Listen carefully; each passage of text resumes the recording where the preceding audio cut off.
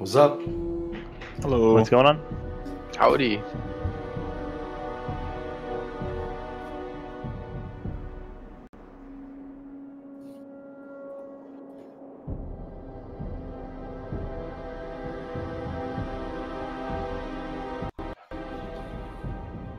Yeah.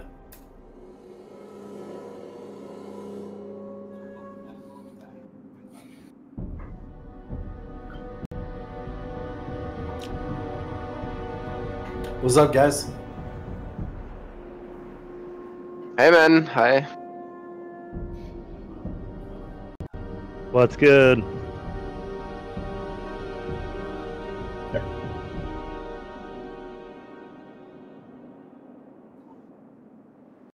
Hey, what's going on, guys? Thanks for having me.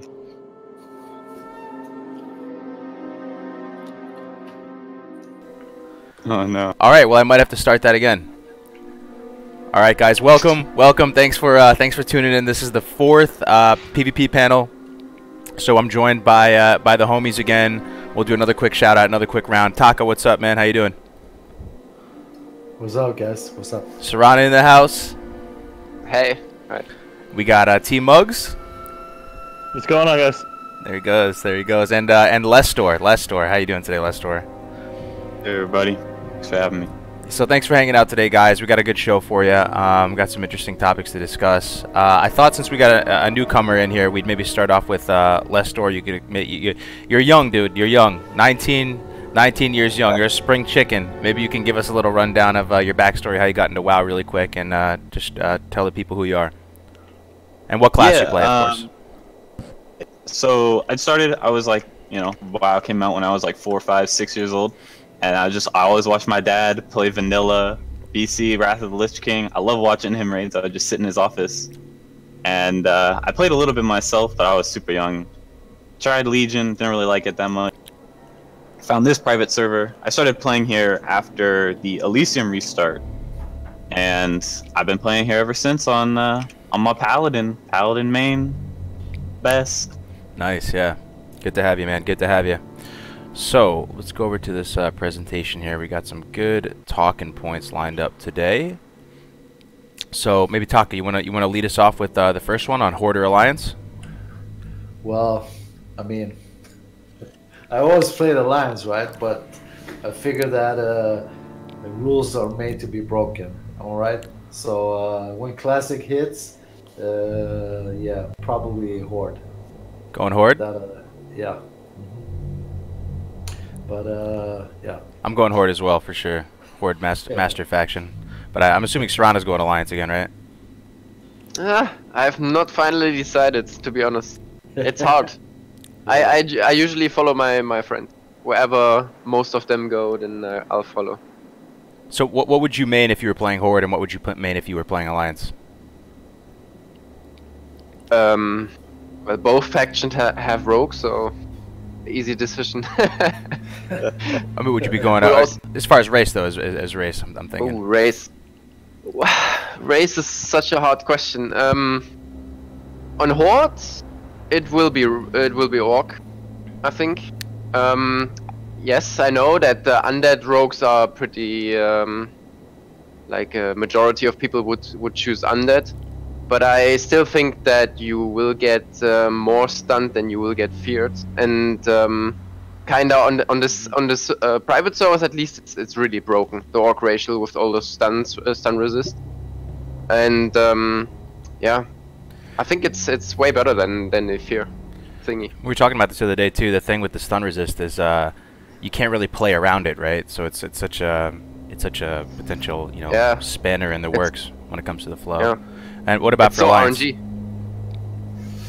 Alliance as a rogue, I mean, that's really a hard decision. There are so many different opinions. You have like the gnome to get yourself out of your roots and snares, right? And then you can be the dwarf to fuck off hunters when they give you their poisons. You can counter blinds and bleed with the stone form. As human, you are superior in PvE at the end. And as Night Elf, actually, you can take a lot of advantage from the passive of the Shadow Meld stealth. Huh, you don't really bonus. hear much Shadow Night Elf love. Could you maybe go into a little bit more depth with the Shadow Meld? I think a lot of people are interested in that. Yeah, okay, so basically what you have to know is that each level you level up, you get 5 points into the stealth modificator, right? So if you're level 1, you have like 5 points of your stealth level, and by level 60 you will have a total points of 300 stealth points, right? That's your 60 max throughout all rogues. But the Shadow Meld passive stealth bonus on Night Elves gives you an additional 5 points. That means even though you are at the same level 60 as anyone else, you will be shown as level 61 to them. So if you have like a little rogue duel where everyone, where those two guys search each other, you are just for your enemy rogue, it feels like you are one level above level 61. Wait, right? no, when you're saying passive though, you're talking there's something different outside of the active Shadow Meld ability?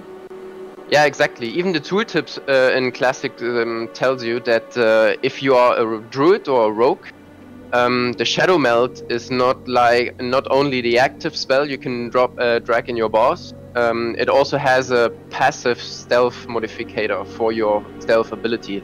If you're a druid, you have the cat stealth, and if you're a rogue, you have your normal stealth. And it's getting increased by one more level. Man, that is really interesting. So this is going to give you a potential big a big advantage in the sap offs that you're having with other rogues, right? Or trying to find people and sell.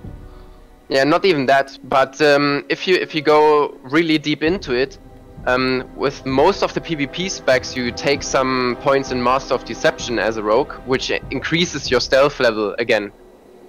Each point in the talent increases it by, I think, 3 points, right? So, and we know that 5 points is one level above.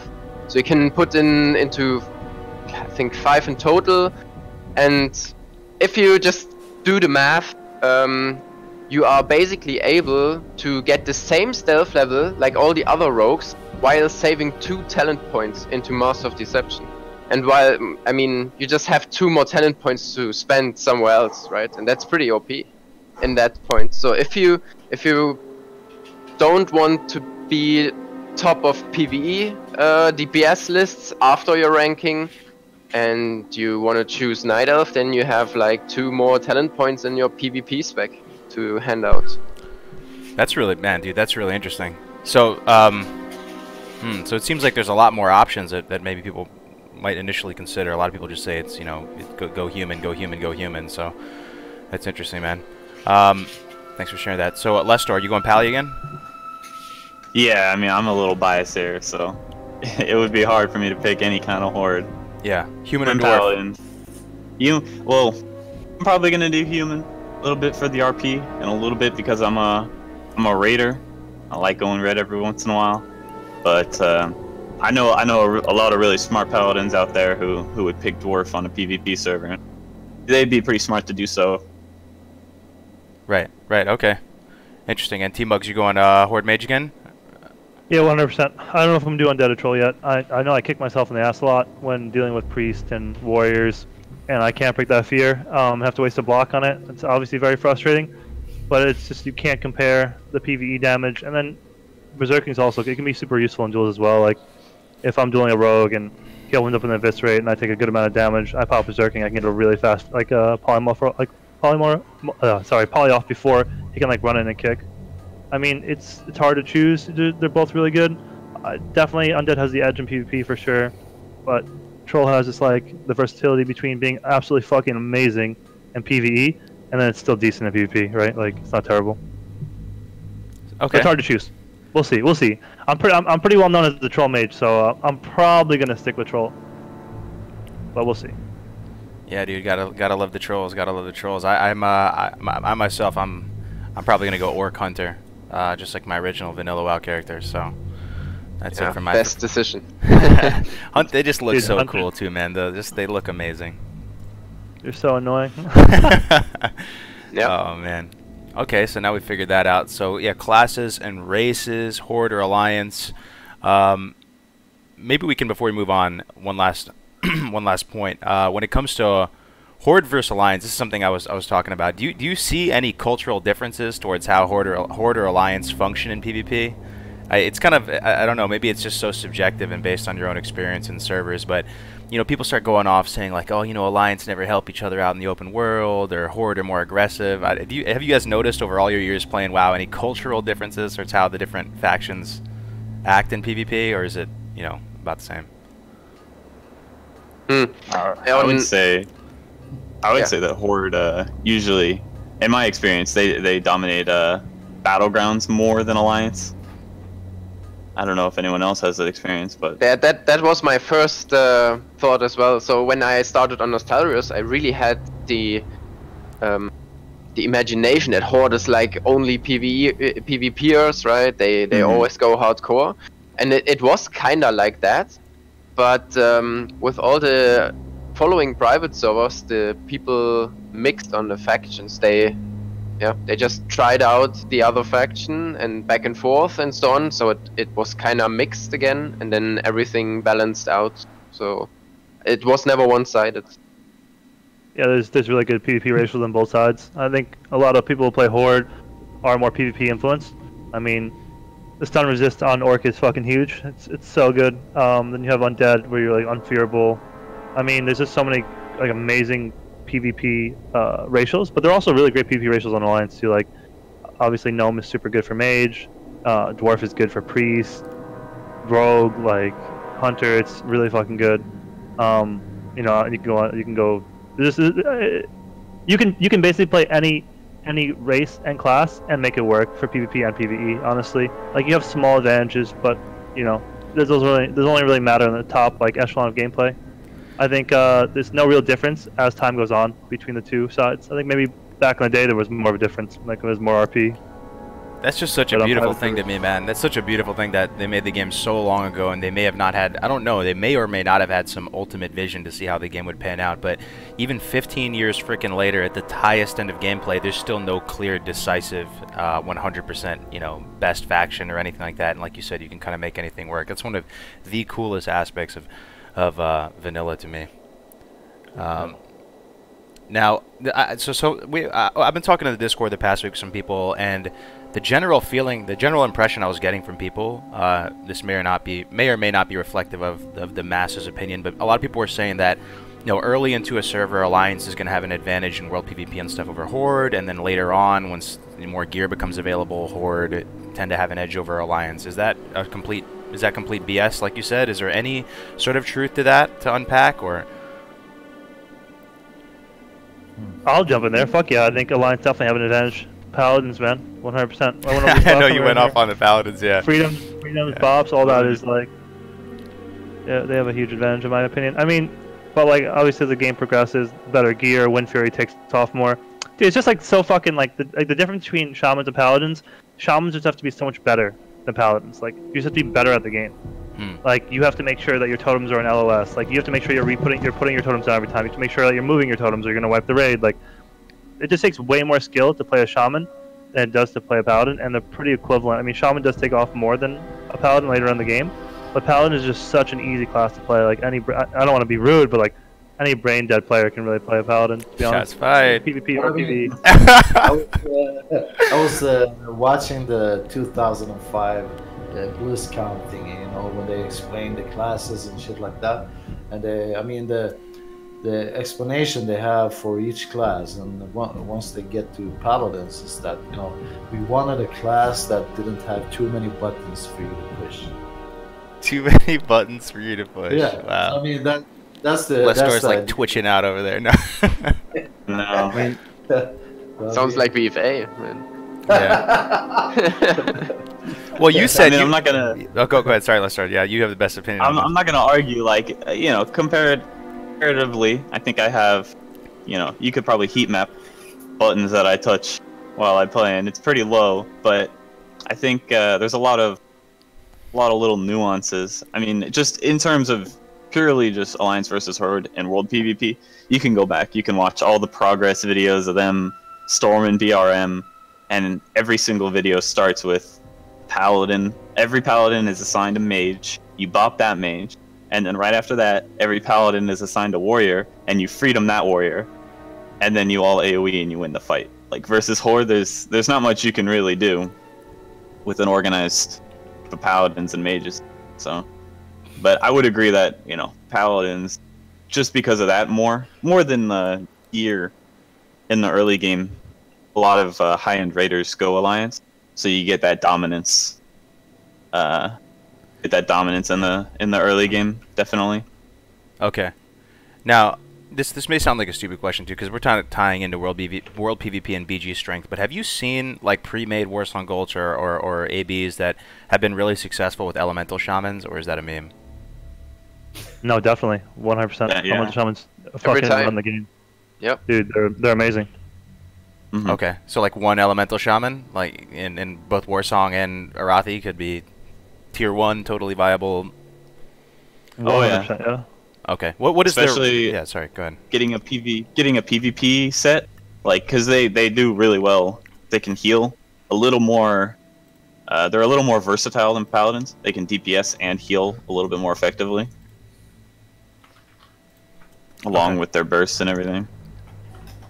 Yeah, but I think I'm not quite sure about their exact spec, but they always run those resto elemental spec hybrid somewhere in between, and it's you take them in Warsong as same as in Arathi for the one-shot potential, as I wanna call it. You just want them to sick DPS with the lightnings.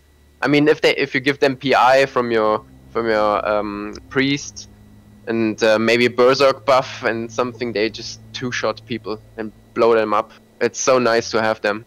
Well, So what do you estimate their role to be in like Warsong in particular? I know we've gotten pretty heavy into this stuff. I mean, are they that kind of role we talked about before, that warlocks would be sitting there shadow bolting people? Are they playing that kind of role, just like sitting midfield, glass cannoning people, or? yeah, kinda, basically like that. And if you have like the objective running around like flag back and forth, then it's their supporting job to little bit off heal and maybe setting up some totems. But otherwise, it's just deleting people all day. They need to be fucking stopped, yo. You're gonna be playing Horde soon, Taka. You're gonna have them on your side now for once. I'm gonna stay behind that fucking chamois all day long. Yeah. Yeah, I mean, they're super good. They're so versatile, like they said. Like, they're never gonna be the main on a Horde. You need priest, but they can off heal, and their totems are hugely important. And then also, it's like they just crush people. It's like Yeah, a fucking people. boomkin in BFA, you know. Yeah, in Warsong they have one more thing about the poison dispelling, right? Because your druid is running flag, so you have no one who can dispel poison in mid-fight, so that's another thing that shamans need to do, that your healers don't go I mean, interrupts on a 5-second cooldown, if you talent into it, seems very strong too, right? I don't know. And Ghost Wolf, and they have some mobility options. Yeah. I don't know if they go that close for Earthshock. I'm not even sure what the... Has it 30 yards range? No. Don't think so. Yeah, I'm not sure offhand.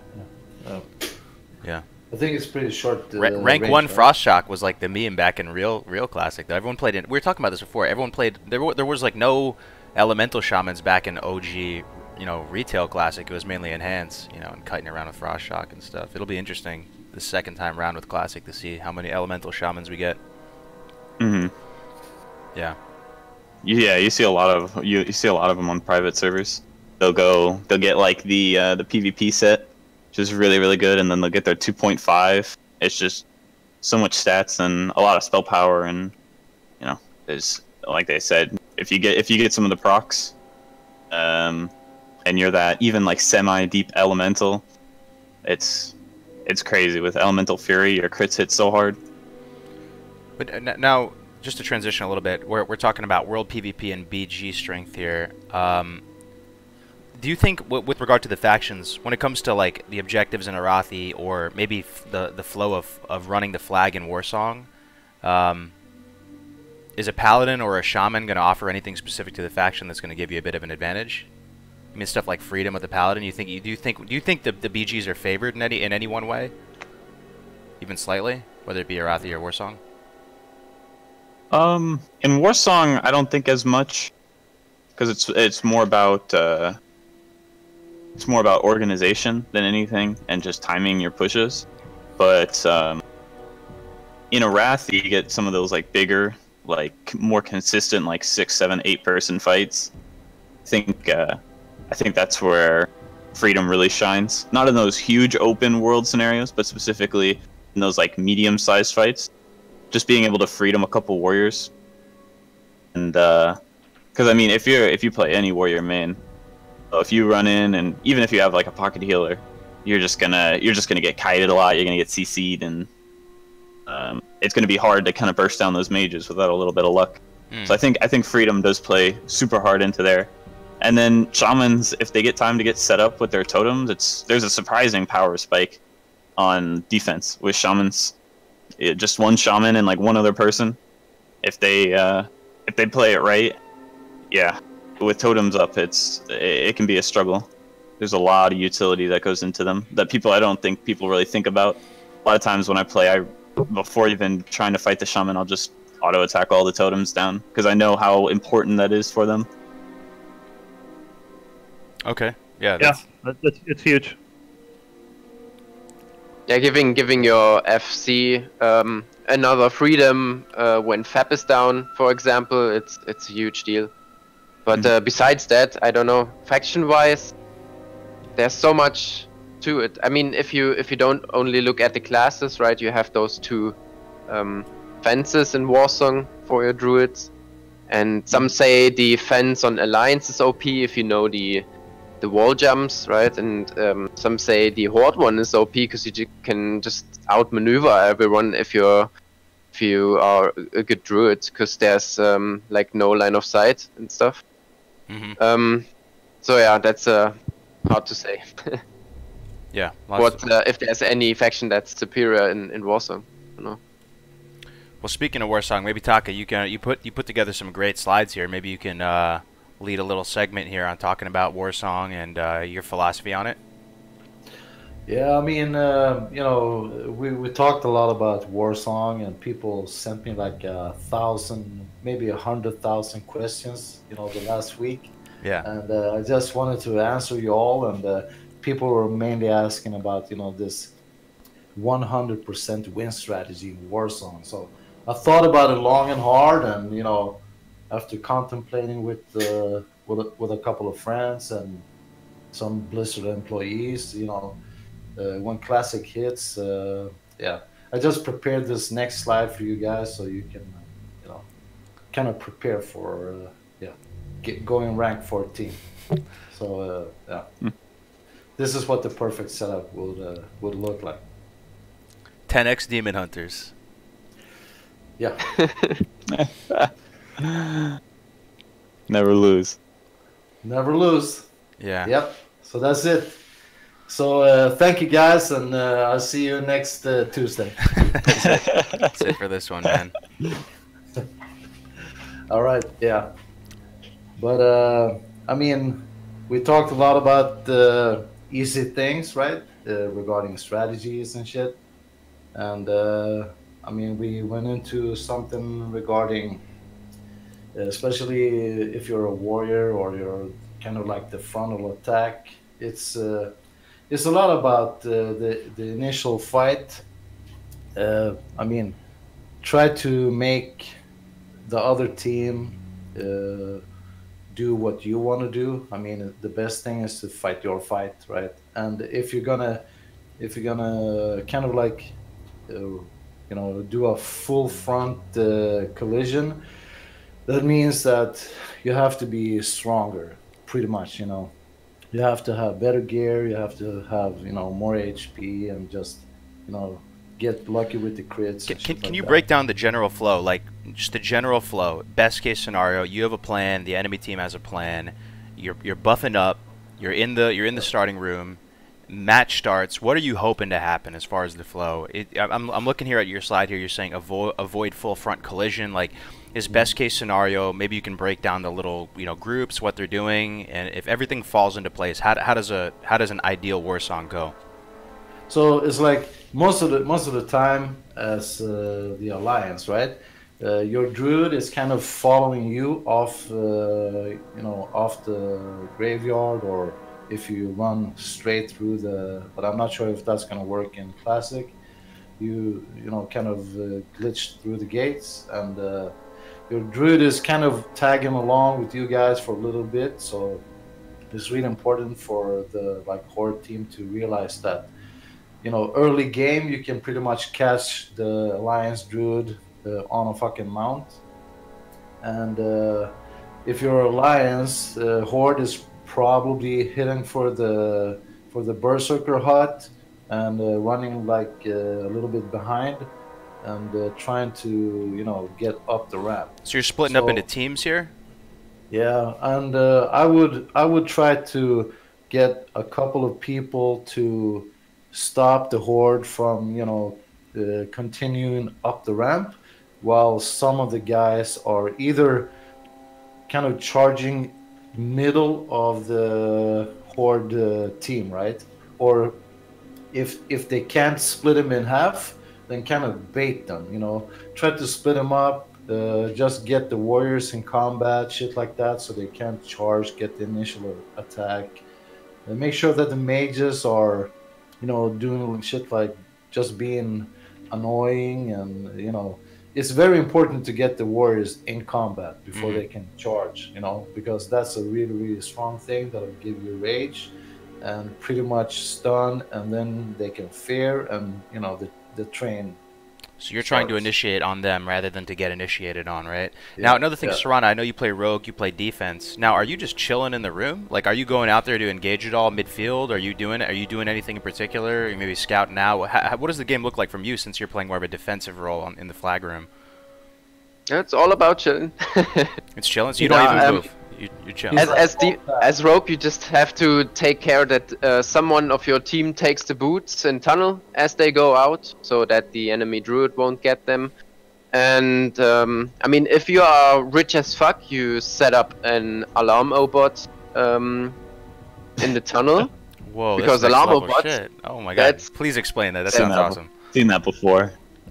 Yeah, I mean, it's really expensive, but Alarmo-bot basically detects stealth targets and gives them like a little fairy fire debuff.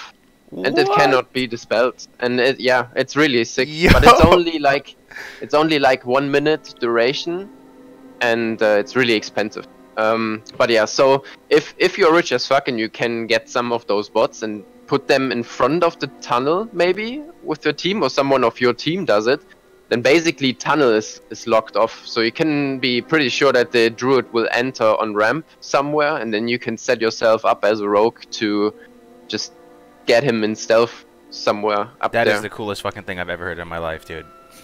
Alarm-a-bot, like that's sick. Stealth detect sentry thing that fairy fires. Dude, I love this game. Best game. Best game. But I've never really seen it on a live server. That is insane. It's a little meme thing, because it's really expensive to have.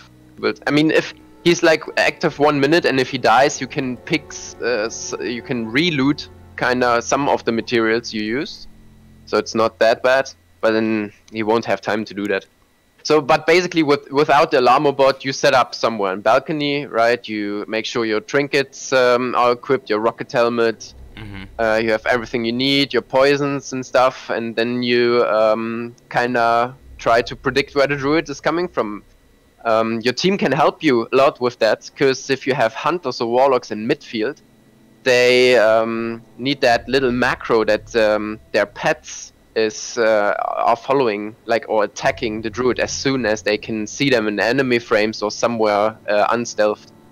Because if you send a pet on a target that is stealthing after you send the pet on him, the pets will still follow and attack him out of the stealth, right?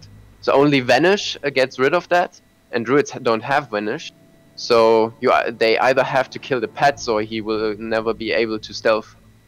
But that's pretty hard, and good druids know that this will happen, so they stealth early when they jump down from their graveyard.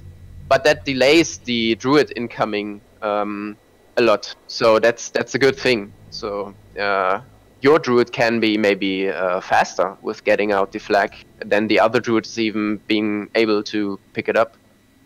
Now, is there a certain timing? Like, you just develop like a sixth sense over time on when the druid's going to come? Like, do you maybe set a timer? Is that going to be helpful at all of when you anticipate them to go for it?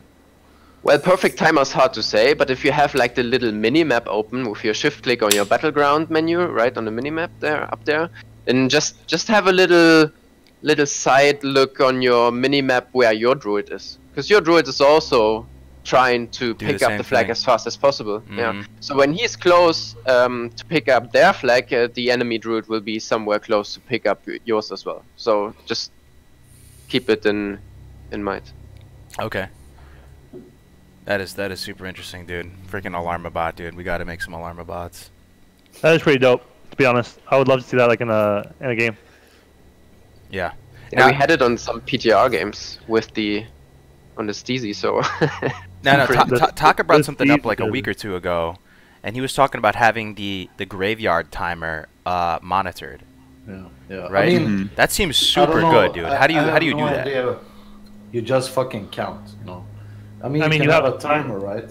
Yeah. You have someone who dies and they call it out. Like if someone's dead and they're like, "Yo, 5 seconds till spawn," and you're like 100 health or something, you're not gonna pop a lip. You just die, reset. So when someone dies, do they maybe set a timer and sync it up so they just know every 30 seconds? I do that. Okay. At least, you know, when we're playing AB, then it's, you know, super duper vital, right?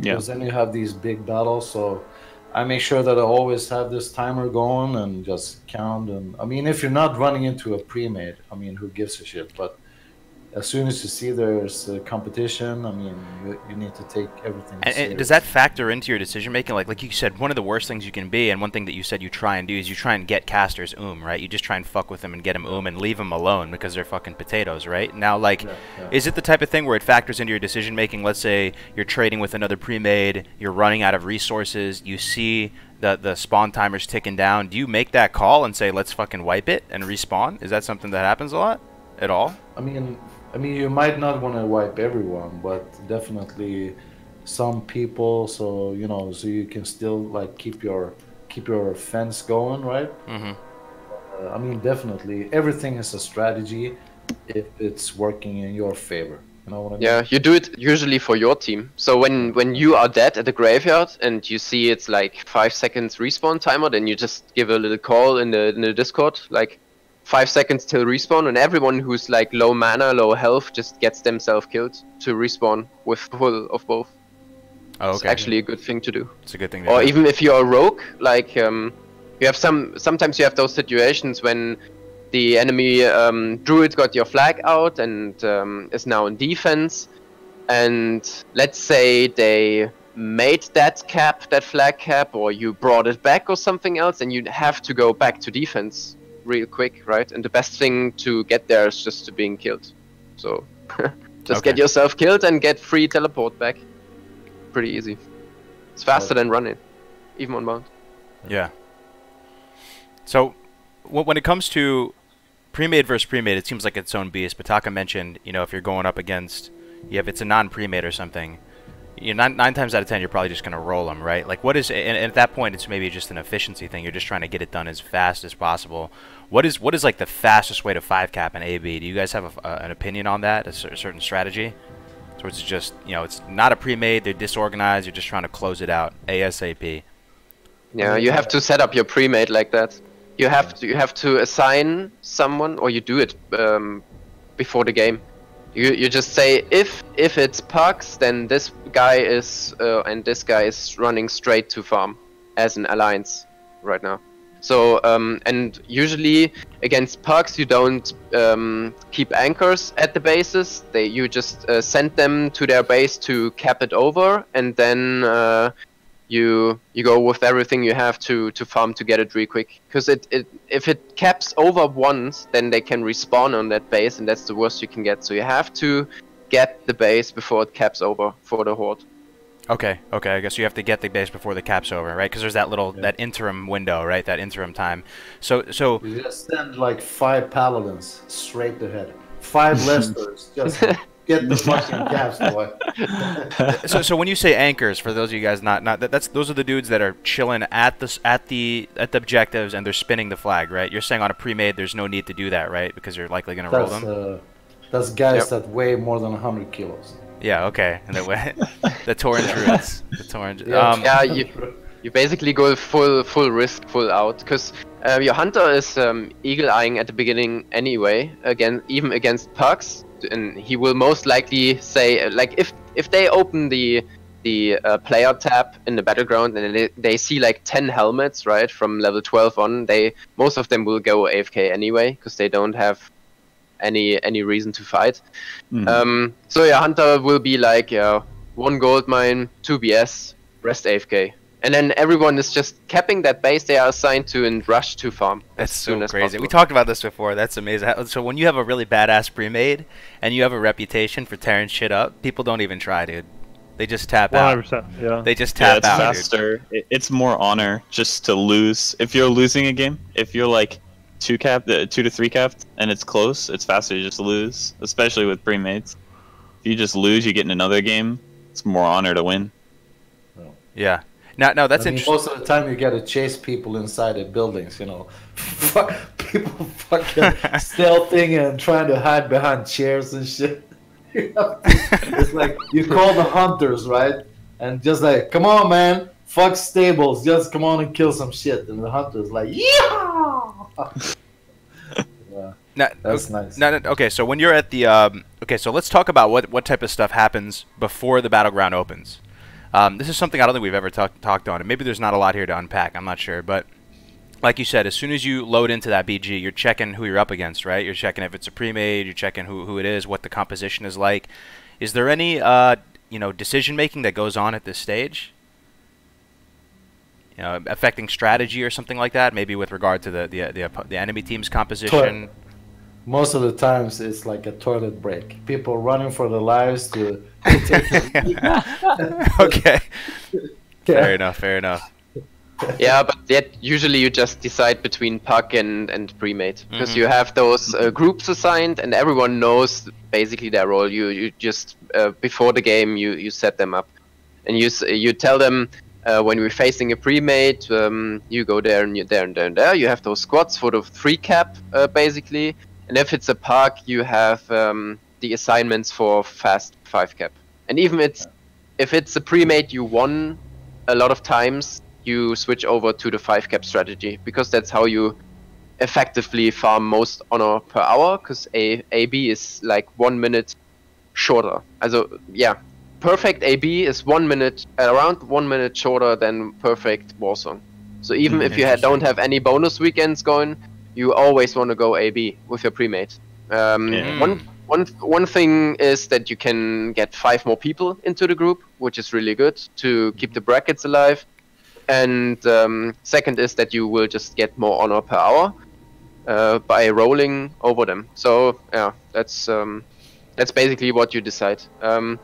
One really important thing what we haven't spoken before is if you take like classes like Druid and so on in your battleground, it's not only because they are a good anchor or you have to kind of please them so they stay at Warsong with you, right? It's also because of the buffs. Buffing up in every battleground is really important at the beginning, because if you're missing some kind of resistance or stamina, whatever it is, you will have a disadvantage, of course, and that's really bad. So you need that mix. You need at least 1 priest, 1 druid for all those buffs you can get. Paladin. Now, are there important buffs outside of just the class-specific buffs that are important to have when you're doing like if you're up against worthy opponents that you know, maybe consumables, stuff like that?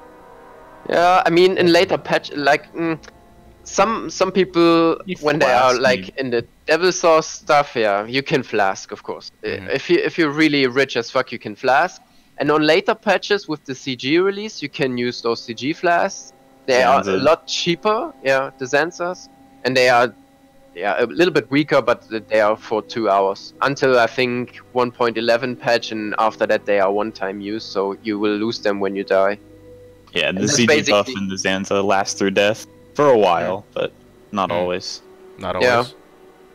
And all the other consumables like Elixir of Mongoose and Elixir of Agility or whatever, some spell power shit.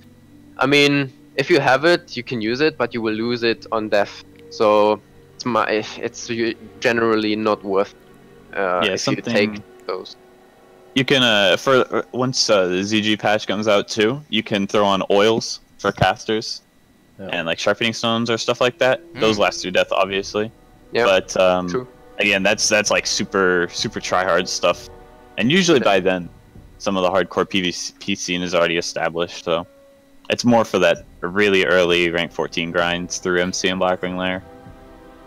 And I mean, if you want to have fun, you know, because I think in every part of these fresh servers, or when classic hits, you're gonna experience a period during the 24 hours of the day where there's actually like no other premades. You know what I mean?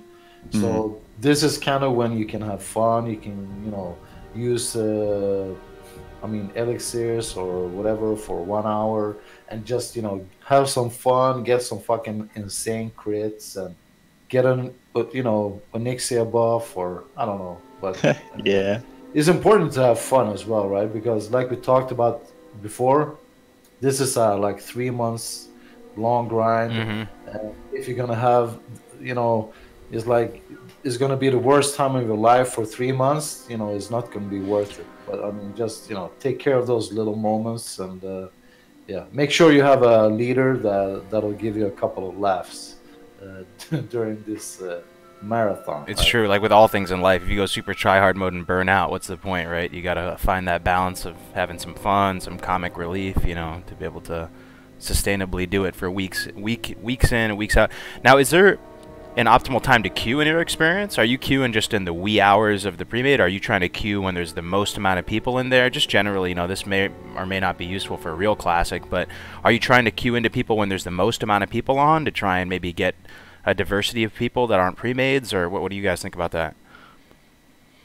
Well, just depends. I mean, you can look at world. Usually world premades aren't going to be that good though. It's hard to tell. After a while, like you were saying, you can kind of figure out when the other premades go, like, if they're NA, if they're EU, if they're Chinese, you figure it out after a while. But most of the time you just have to spam games whenever your team is on. Like, it's hard to, unless you have a really flexible schedule with everybody, you just have to get in the queue as much as possible, play as many games as possible. Because I mean, we played on Nostarius, we kind of try to skip the hours when you had, the 12, 13K population, right? Because it was just, insane to play. But once it hit, around midnight, maybe 1 o'clock, the Europeans went to sleep, and, some North Americans started to go to bed. And the Asian community started to wake up, but the thing with the Asians were that they had like 1K or fucking 1500 ping, right? So I mean, it didn't really matter if they were as good as you, because you were fucking killing 3 of them before they even used one ability. So yeah, their ping can be awful. Yeah, so I mean, from, I would say, like 1 o'clock, we kind of steamrolled for 6 or 7 hours at least. And it was pretty much just fucking free honor. Right? Free honor. Yeah, I mean, if you are the superior premade, it doesn't really matter.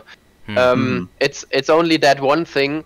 Like every day when the enemy premade is starting over, you have to break them again, because it's always like that every day. If they like you fight against them, you queue against them, and the first 3 games they usually try to fight just to see how it goes, right? Like new motivation, just woken up, let's beat them today, which is a good. You gotta thing, crush their souls over and over again. Yes, that's how you. Oh god, this sounds horrible. All right. to be the superior premade, you have to take those long games. Like they really take long games. Some like, I don't know. In AB it is the 3-2 cap, and Warsong it could take an hour for the flag cap. But it really is worth to take those 3 games and break them. And if you win them, they will roll over. Because it's also a long game for them, and they lose it, so they get less honor out of it, and they will kinda try to dodge or queue at another time or split up or whatever to get more honor. And if you are the superior premade, you just broke them, and then you have all day, like the rest of the day, you will have 3 games and free honor farm. And at the next day, you just have to do the same again, and that's usually the time that is most stressful, because if you're free farming and at like after 12 hours they try again and you are so much asleep because you haven't done anything the whole night, just farming pucks and standing at a flag doing nothing because they rolled over all the time, and suddenly you have to fight a real enemy. It's so hard to get back into the game and be serious, actually. So what happens if you get broken though? Do you just give up for the day? Is there no point? Hey, don't ever Don't say that. Okay, we're never getting broken. We'll never lose a single game. I mean, that's up to the leader, right? Yeah.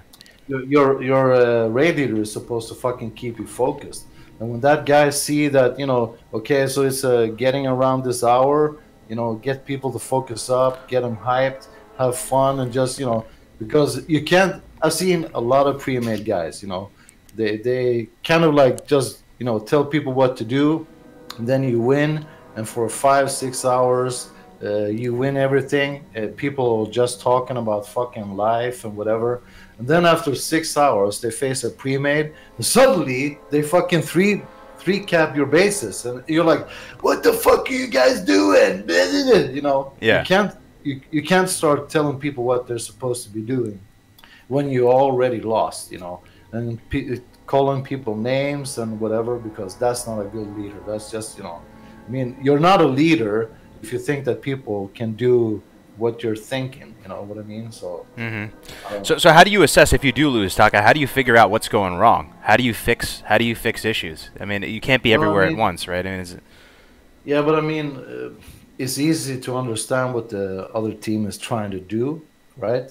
And like you have to always, I mean, as a leader, I would always try to stay either like lumber mill or blacksmith, or try to move around somewhere where I can kind of see at least 3 or 4 bases, you know what I mean?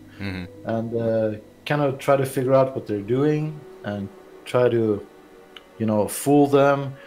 But I mean, you can tell people what they're supposed to be doing, but I think that you really need at least 10 guys that can think for themselves. You know what I mean? They have to have the the feel, especially the rogues and the mages, because I mean the rogue is gonna ninja cap those bases, and he's gonna tell you when he's about to cap. And the worst fucking rogue there is like he's just suddenly ninja capping something. Like, dude, and there's 5 people defending the base, and it was just a waste because the rogue is getting killed. And I mean, things like that. But yeah, it's my job to micromanage people and make them understand what they're supposed to be doing. But after a while, I mean, if they can't understand what they're supposed to be doing after 1 month, then you need to find someone else, because you can't do that for 3 months. You're gonna fucking buy a long rope and go to the garage. You know what I mean? It's not gonna work. Yeah, you do it like in real life. If you do a mistake somewhere, you have to review yourself, and that's only possible if you're not like salty to your teammates. They have to have you have to keep those positive attitude even though you lose, because that happens, right? No one is perfect, and you will lose from time to time just because of some stupid mistakes. So you just ask, what happened at Lumber Mill? Why did we lose? Did they nuke you? Couldn't you use the lip fast enough? Or was there something? Did they change the setup? Or in Warsong, like, why couldn't you stop the druid from running out of the flag room? Why couldn't you collapse on him in midfield? And those, if you if you have those positive attitude with your teammates, they will tell you if they, even if they made a mistake, because they know you will take their fuck ups to improve and not to blame them and call them out, right? And so that's really important. Just You're a G, dude. I can tell you're a fucking beast when it comes to BGs. Yeah, that's a great mentality. You know, like how you approach people when there's problems. Even when it comes to business, you know, I'm not like the best PvP or anything, but the best business leaders I've met in life are the people that when you get to those hard situations where people are fucking up or stuff is going wrong, they handle it with grace. You know, they keep a cool head and they handle it with grace. Man, it's just so impressive to see people, you know, with that ability in action.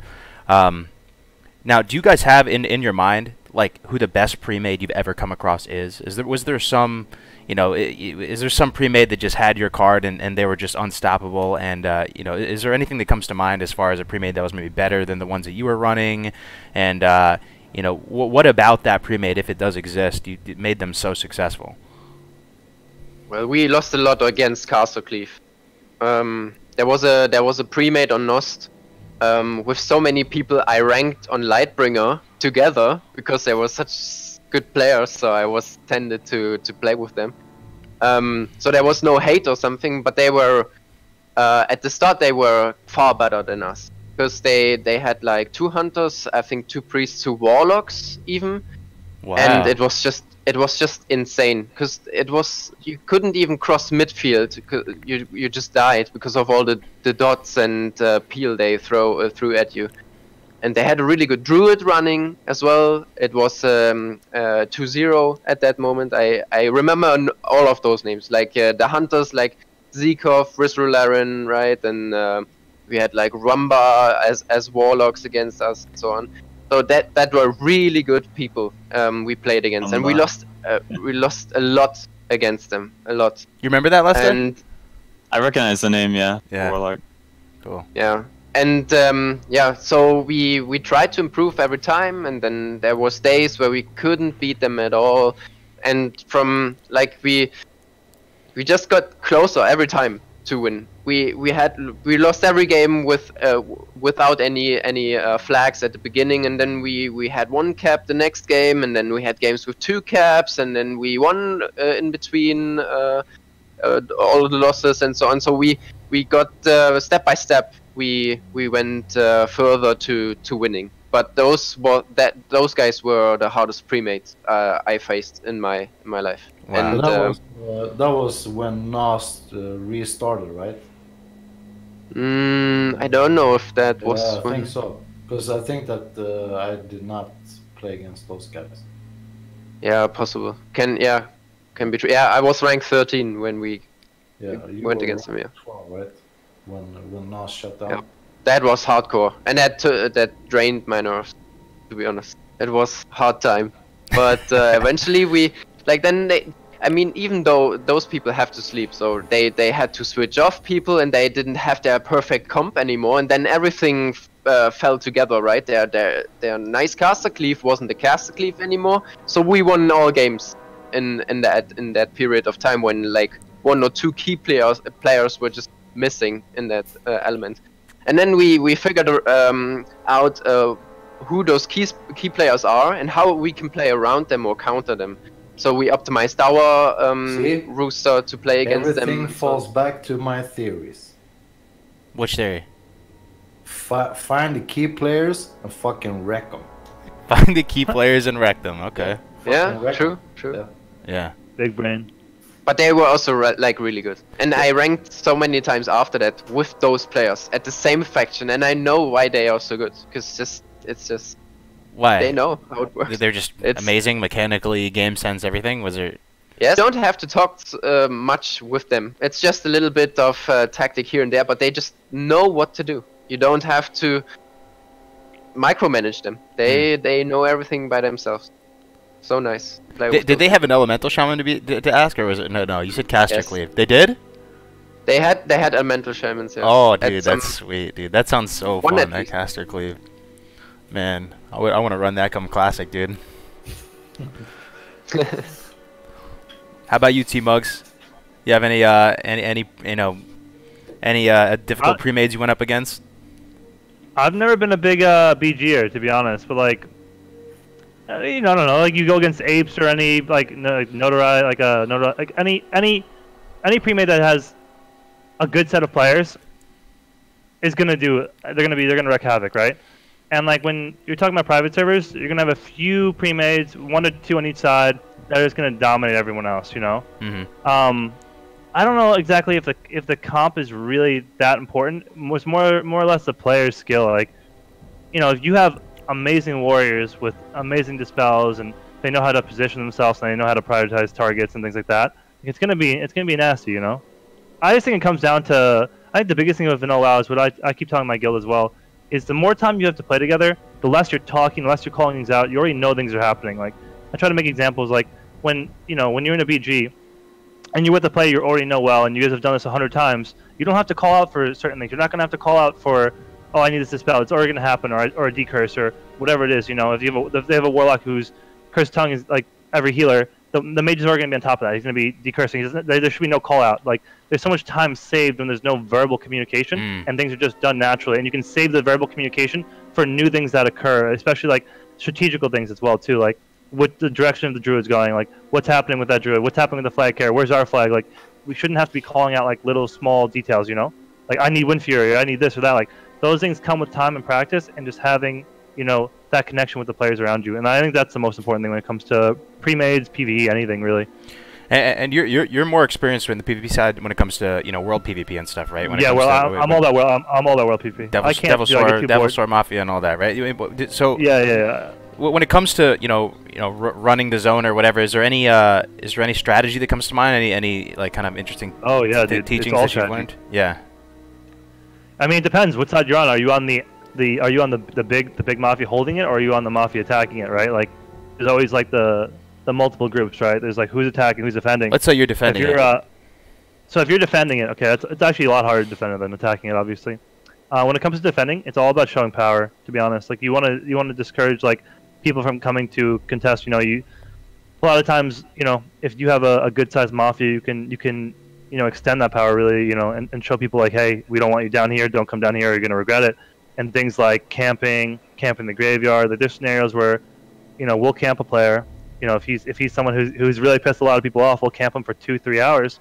And even if he tries to spirit res, we'll set the res there too. He comes up with res sickness, we'll kill him there, and we won't let him leave. You know. Yo, that's so savage, yo. Okay, all right. Yeah, so we'll stop him completely from playing the game, just to, you know, make it you know, show that show of force that don't come to crater. You know, this is just gonna happen every time. Usually too, you want to always attack the leader too. If you know, like, say like you know you're going down there and you know there's a player who's leading that group, you really want to make sure you're always killing him, because you know it's gonna frustrate him. You know, in Discord there's gonna be screaming. You know, there's gonna be like, why didn't anyone peel for me? Where were the heals? What was happening there? Divide and conquer too, man. You really you want to break these groups up, right? Like, I mean, are you having people patrol around the perimeter and stuff like that? What does it actually look like? So it's constantly when you're defending crater, 100% you're always slash who Angoro 60, always going down. You're always slash whoing Angoro 60. See who's in crater. Look at their guilds. Okay, I know these guilds are contesters. I know these people come. That's 100% of the time. You're always slash whoing, always looking. And you have that on both sides, Alliance and Horde, right? Mm-hmm. And then if you see someone, hey, there's 2 guys from this guild, screenshot it, put it in Discord. We can see who's coming down there. You know, get on top of it, search them, find them before they find us. You know, and get them out like as quickly as possible. You know, if they're rogues, you have to be ready. Like, if you know there's a rogue, like if you're slash whoing and you're on top of that, and you know there's 2 rogue contesters, you're already throwing on things like that you know specifically that are going to help, like stop them from getting leathers too. That's the most important too. Is like you're always prioritizing PvP and always prioritizing getting the leather. You know, don't ever let them get a leather, because once they get a leather, they're going to be more likely to come back. They're making money. They're more happy. They're more like willing to stay there. So you'll use things like Skull of Impending Doom, right? Like if I know there's a rogue, and he might be near, like, we call it Mastic, right? Middle East and South. I'm going to be popping a lip and skull at the same time. So I have a limited invulnerability pot, so he can't interrupt me unless he uses magic. He'll have to use a sapper to interrupt me. But I'm also using skull, so he can't sap me, and he can't blind me for a period of time there as well, you know? And you always want to have a partner too who's skinning at the same time. So if you're both skinning the mob at the same time, there's no possible way you can steal it. After he pops that sapper and you're both using skull, or one of you using skull, he'll have really no way to CC. It makes it almost impossible for him with leather. I mean, there's other scenarios too, like Paladins can rocket helm, bubble skin. That's really fucking annoying. Basically what they do is the minute they see you loot the mob, they rocket helm you, and then they bubble, and then they start skinning. I mean, with 2 skinners, it's not as big as an issue, but he can still, he can interrupt the other skinner as well too. Like, it can be frustrating. Crater's crazy, man. There's tons of information about Crater and about how farming it and how to deal with it. It's interesting because I don't know how it's going to work in Classic, right? Like, I don't think they've really touched on Goro Crater, which I know they know about. Like, it's a very specific thing that everyone talks about. It kind of has that like notoriety, and it's a huge way to make gold, right? Mm-hmm. But I don't know how Blizzard's going to deal with that, to be honest. Are they going to be okay with it? It's pretty fucking toxic, to be honest. Like, the PvP that goes down there, though, is the best, in my opinion. Like, I feel like you just don't get those kind of PvP engagements that really remind me a lot of, like, Burning Crusade Arena. Like, you get sometimes it'll be, like, I don't know, you get some really good 3v3s, some really good 5v5s, 2v2s, like, just really, really intense PvP with an objective around it, right? Because it's not just, oh, let me kill you. It's, oh, he's trying to steal the leather. I can't let him get the leather, so I have to be really quick. Like, if I'm skinning a dino, and a rogue is trying to contest, as a mage, I can pop Skull and Pending Doom. It'll stop the what's called the sap, right? But if he gets back into stealth, he can still, he can maybe resap me, blind me, whatever. I have to be quick with my blocks, right? So the minute he blinds me, I need to block as fast as possible. And the minute I break that blind, I need to come out and cold snap instantly. And then probably Arcane Explosion and stop him from skinning. And then he's going to reblind me. Then at that point, I need to block again. But if he has Helm up too, it's just like, you have to have instant reactions because there's just so many ways you can be CC'd. And watching someone steal your leather in front of your face is probably like the most like annoying, like rage, like thing that can happen. It's so funny. People have been saying, especially a lot of the retail players and stuff. A lot of people might think vanilla PvP is simple, right? Rock, paper, scissors. And just hearing people go off with all the different consumables and items and strategies, it seems quite the opposite, man. I mean, it seems insanely sophisticated in a lot of ways. I mean, would you guys agree? You think vanilla PvP is more sophisticated in certain ways than retail PvP? I wonder what your standpoint is on that. What's retail PvP? I'm not sure. Or like BFA PvP, with templated arena environments and stuff. I mean, it's just so different because it's so much more fast paced in my opinion. Like, if you make one like wrong mistake, you can really fuck yourself over. Like, it's very, very quick, and then consumables and PvP items make it completely, like, it just changes like everything you're doing, right? Like, you have to play around what consumables and what PvP items they have, which are pretty accessible as well. Like, most PvP items you can get, most consumables with basic farming you can get as well too. Mm-hmm. But it adds like this huge, like, extra dimension of PvP, right? Like, it's not just the spells you have in your bar, it's also like what you have in your bags and what you have as items. Like, it just changes everything, and it also gives you more choice too. Like, they talk about in BFA and these other like expansions. Oh, we're giving you more choice and more options on these trees. We took away talent trees because of this. But I think Vanilla WoW has the most like customizable like loadouts. Basically, like, what are you coming to Crater with? Am I using Smolder Web's Eye and a Frost Reflector, or am I using Tidal Charm, or am I using the Insignia of the Horde? Or am I using Talisman? There's room for personality too, right? Compared to BFA, it seems like there's a lot of room for personality and playstyle.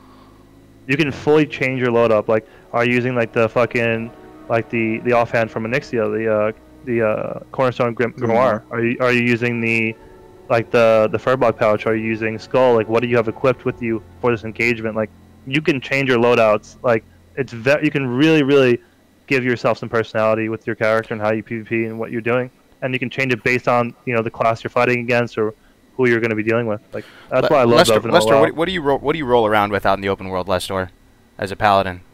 What's your Hearthstone? Bubble Hearth, yeah, that's my main. There you go. Never die, dude. Never die. I keep I would like to keep a set of reflectors. I know you guys went really in depth last time about like specific items, but I think reflectors are pretty good. I don't do rocket helm as much. Like, if I'm going like a ret PvP kind of thing, I won't even bother with rocket helm, mainly because of gear, but you need every point you can get. But like reflectors are really good for me. I find that like if you're a blacksmith, that trinket too. I've never done it myself, but I've seen a couple of videos, because casters and warlocks specifically can be really hard for paladins. So a trinket like that can be a really big game changer. And then Who's your hardest matchup you think as a Paladin? We've talked about this in past episodes, but we never really had much Paladin representation on here. As a Paladin, who do you have the hardest time against? In my opinion, it's either Warlock. It's probably Warlocks actually. It's probably just straight up Warlocks for me specifically. There's kind of like little tips and everything you can do to get around.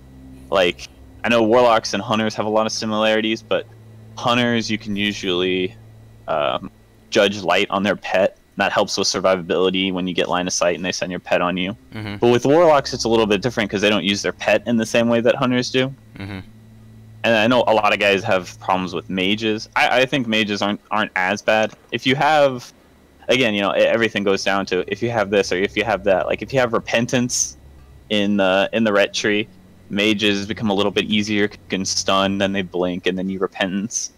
And a lot of mages, they'll Frost Nova, and that's absolutely worthless against a Paladin. Whether they have freedom up or not, you should never Frost Nova. It's just a waste of a global most of the time. Unless you know their freedom is down, then a lot of mages they'll Frost Nova, and that'll give you a little bit of an advantage. I'll disagree with that 100% just because of like Shatter. Like, I mean, for a Cone Cold Shatter, that's like an extra like 500 damage. Like you can really use. I use Nova all the time against Paladins. Because a global use freedom as well.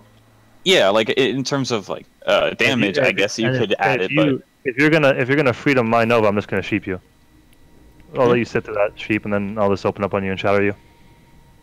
Yeah, I mean, you know, getting past the polymorphs in 1v1 situations, that's usually the hardest part is getting past the polymorphs. But for Warlocks, a lot of the times you get kited, and the Warlocks have too much health because Paladins are all about burst, and they'll have too much health to burst if they've got any kind of tier gear or PvP set of gear. Yeah, it seems like most classes have troubles with Warlocks. We ask pretty much everyone, and they're always defaulting to Warlock as their hardest. I know we talked about this before, Sorrana, but I think people like the class matchups. For you personally, given your playstyle and your loadout and everything, which class do you struggle with the most 1v1?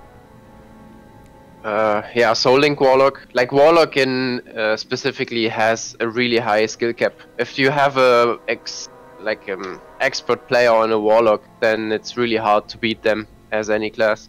Yeah, almost impossible. Yeah. So yeah, Soul Link Warlock. But what I don't know when I can't even tell when I have seen Soul Link Warlock last time. It's more like a duel situation. Like someone would respec for that. You only really do that for a duel. Yeah. So a really interesting. I was gonna, if you don't mind, a really interesting thing about Warlocks too is they can be really built around items as well. There's an item in BWL called this Black Book that really Black Book the damage of your pet, right? Yeah. Oh yeah. Yeah. So it actually changes completely how a Warlock can play. If they build around that item, they can actually make a spec where their imp does an insane amount of damage. I think it's like, I don't know, 3 to 4K over like 10 seconds.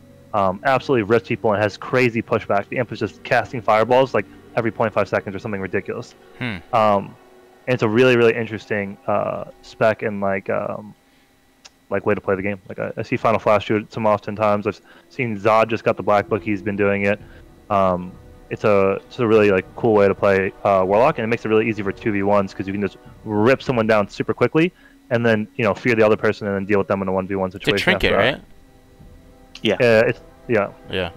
How about you, Taka? What class is a warrior out in the open world if you don't have a teammate? I mean, you might have some pretty harder counters as a warrior, but how about you personally?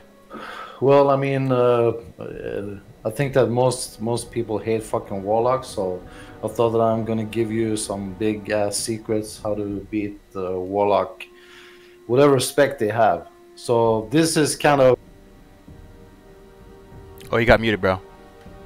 Let me see. Hello. Your mic got muted, bro. Can you hear him? I can't hear him. Nope. Let's see how long it goes, dude.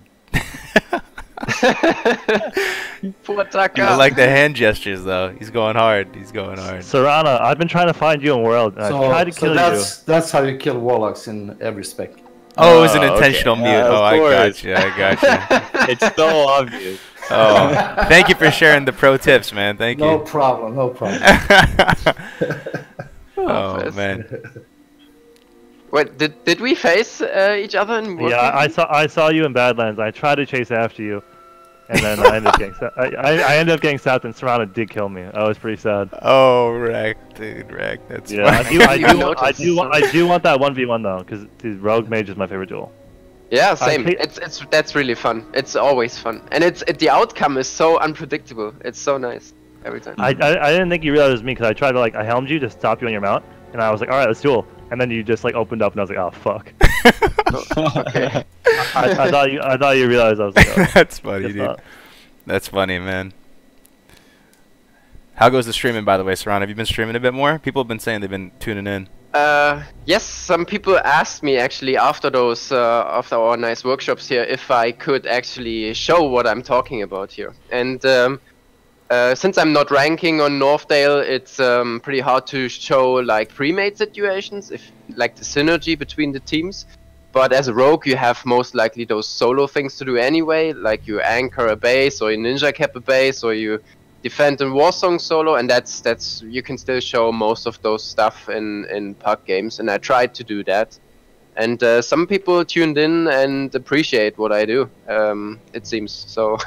Yeah, I got a few more followers now. So That's great. if you're man. hyped, anyone else want to see some stuff, then I'm glad to show it. Yeah, all these guys stream, right? Taka's been streaming a lot more. I mean, obviously Tmug's been going for a while. Lesstorr, you said you stream a couple times a week, right? So. Yeah, mostly I like raid content though. So. Yeah, raid content. Yeah, definitely check these guys out, man. Now. I think Tmugsy cannot stream that much, right? You cannot show your position in Crater. That wouldn't be too smart. Yeah, right? that actually fucks streaming a lot. But actually, I stopped caring. I actually started streaming again this week. Okay. I think I streamed 4 or 5 times this week. But yeah, you obviously can't stream Crater with because you have timers on the mobs. Because we have timers, when they open and stuff. Mhm. So the tester will just watch your stream. You'll see, okay, I know this mob it spawns in 3 to 4 minutes, whatever, and they'll just be there waiting for you. Or they'll see where your position is and they'll kill you in a pretty annoying area or whatever. They'll find you by yourself when they can, or see when you split up with your partner. So it makes it hard to stream, but I've actually been streaming a lot more recently. Yeah, that's great, man. Yeah, it's been fun. So, what do you guys think? Some of the what are some of your favorite memories in PvP? This is something I've been wanting to talk about. Do you have anything that you find just really satisfying in PvP? Some of the most rewarding times you've ever had that you could share with the group? Definitely my rank 14, man. My first rank 14. I don't know how to tell it, but it's like the moment you log on, right? And after Wednesday reset, you just see that stupid fucking helmet with this circle around it. You just go crazy. It wasn't even. I was so speechless, right? I've seen the symbol, and then I went to the vendor, just bought every weapon I ever wanted, right? To make sure I have this first before I do anything else. Before you fuck it up. And then I just stood up out of my chair, and I just walked around my flat, and I was just happy. I can't even describe it. It was such a relief. It's really, it's such a relief when you're free, right? When you can go back to the game and do stuff. How long was your grind to rank 14, personally? Oh, that's hard. I would say about 4 months or something, and I was pretty lucky that I was never affected by any bracket breakers. We had some weeks where bracket breakers were an issue, but I was never affected by it because I was never so close to a rank that I would have been affected by any of those. So I was kind of lucky with this, and it was 4 months if you just see the pure play time from rank say 5 to 14 or something like that, when I got seriously into it. And there was the break between when Nost shut down, because I was 90% into rank 13 or something. I was rank 12 but 90% progress to swap over to 13, and that was the last day of Nostarius, and then it shut down. Were you with Taka when you were ranking 14, or was that a different time? Yep. He I was ranking with Taka until NOS shut down, I think, and then we had to wait 6 months until Elysium rehosted it, and I could finish my rank. Oh, And I think gotcha. Taka had his gym project going then and couldn't finish it. Yeah, I was moving to new facilities and just, it was 1,100 square meters of things that needed to be rebuilt and remodeled, and it was impossible. And you almost got it, right? You got 13, right, Taka? You were so close. 13 and 90 something %. Oh God, man. What was, But that was- how hard were you guys grinding in those 4 months leading up to 14? Was that like 15 hours a day, or? Well, I think when it was the hardest, I think we played, well, I think 20 hours a day maybe. Oh my God, dude. Yeah, we had a pretty rough time because we had the war with China about the brackets, because China was not agreeing on the bracket slots we gave them, the standings. Holy shit. And 20 hours they a went, day. they just broke brackets, or they threatened us to break brackets every week, so we had to outfarm them.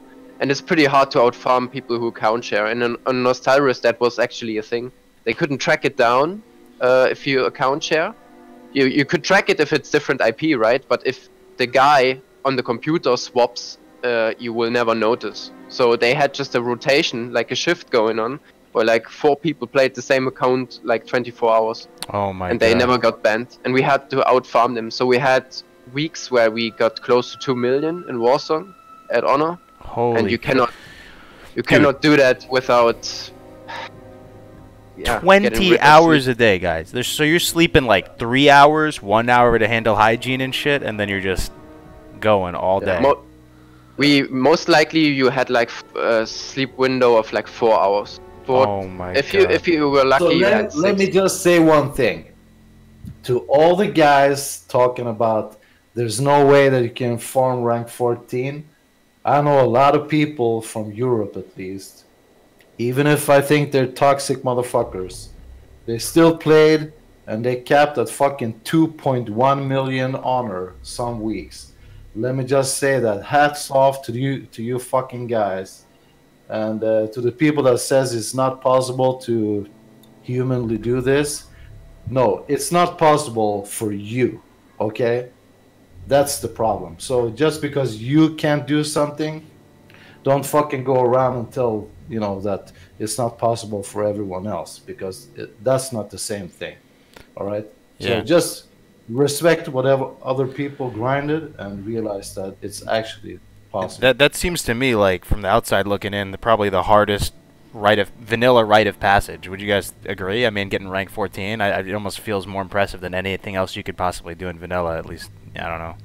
That seems insane. What else has taken 20 hours a day for 4 months? That's insane. I've never done the Scarab Lord stuff. I think that's really annoying as well to farm. I think I'm doing that this server. Oh, okay. Good luck. I'm going for that farm. I would never do that, I think. You were Horde, right? Yeah. I'll see you. See you in Philip. Oh, man. All right. So another thing I was gonna ask is, so when you think Classic comes out, we're gonna have much less population than frickin' Northdale, Lightbringer, Nost, all these places. Is that gonna make the PvP grind easier? Is that going to maybe require? I would assume so, right? Or what do you think about that? Let's say with like a 5K pop or 3.5K pop, what do you think that's gonna do to the ranking process? I don't think there's some people that asking something related to what we talked about today. They said like, would be really cool to hear if they balance this while working in real life. They have to sacrifice real life stuff. So, I mean, I don't know, Lesstorr, Tmugsy, Sorrana, just real quick before we move on, maybe let people know what it requires to What, as far as your lifestyle, like when you're doing 20 hours a day? Yeah, I mean. This is the only thing you're doing, to be honest. Like, you're eating and sleeping well. Yeah. Mm-hmm. Wow. I've never done it myself, but even getting to what I did, like 9 in a couple of weeks, and then the Darishar community died, so couldn't really go any further. But just to get past, you know, those first few ranks, I couldn't even imagine going 10, 11, 12. Those would have taken twice as much playtime to get to 9 for each rank. Yeah. It gets like exponentially harder the higher you go up. I mean, it's insane. Like, to be honest, like, that's why I don't really fuck with BGs. Is just because it's just such a time sink, and for me to do something I don't really enjoy, like I just don't really. I love BGs occasionally, you know, but to sit in a BG over and over again and sit through those, like, you know, you're just grinding. It's just such a gnarly grind, to be honest. The thing that seems oppressive to me is just the decay, man. The decay is such a feels bad man type thing. How you're fighting it every month. If they didn't have that, or if they found a way to not have the decay, maybe it would be more palatable. But the fact that, like, it just gets worse and worse the harder you go. It's not like it gets easier the more effort you put in. It gets friggin' harder and harder, and then maybe you get it, maybe you don't get it. Oh man, dude. It's really good though that they have that, because the items you get from rank 14 are unbelievably powerful. Like, they are they're completely BIS items, and they're BIS for a really long time. And not only in PvP they're BIS in PvE as well. Like the items you get are 100% worth, like, the effort. Like, these are amazing items. And if you're not really into, if you really want to play a class that, like, you feel like, oh, I really want to be the best, I want to play, like, you know, I want to be top in PvE and these things, and you don't want to put that effort in, there's other classes that don't need it. Like a mage, for instance, does not need to be rank 14. Like, you need rank 7 and then rank 10. That's really it. Like, for PvE at least. Yeah, the mage blade doesn't make that much of a difference compared to, like, a long sword or something. Yeah, I mean, it's just not like. The rogue weapons are insane. The warrior weapons are absolutely insane. Like, what you get from it is worth it. It's a super crazy grind. Something that I've been wondering about, and I don't know if they talked about it or not. Maybe I just missed it. I know we're still, like, waiting to see how they're gonna do item progression and stuff in Classic, but I'm very curious about how they're gonna do the itemization on the rank 14 weapons, because on private servers nowadays, almost every private server just has the rank 14 weapons on the final patch because they want them to be as rewarding as possible. But in vanilla, there was, like, a progressive deal for the weapons. Like, the weapons started off weaker, and then as they released new patches, Blizzard was like, oh, well, we don't want to discount people that rank 14 weapons. We want to keep them up to date. So yeah, kinda. I know what you mean, but it's not 100% correct. They, like, in Northdale now, and Lightbringer did it as well when it was in have they earlier changed? stages. Has Elysium changed this in Elysium? They updated it. So they made it like Nostalrius was the one and only server that had updated rank 13 and blue sets right from BWL start. That was the only server that had it, and no other server had it after that. Yeah. The set's different though. Yeah, so, and the weapons, they get like, the stats get upgraded with 1.6 VWL patch, I think, and that's the same on Northdale and was on Lightbringer, and with 1.11 you get the caster weapons and the Swift Blade for the rank 14 weapons. Yeah, so, like, well, those aren't even in the game until later. Yes, that's 1.11. I forget which weapons. I know there's, like, a whole. Yeah, like it's the healing maces and, like, spell damage dagger and so on. So as caster, you only can choose the staff before that.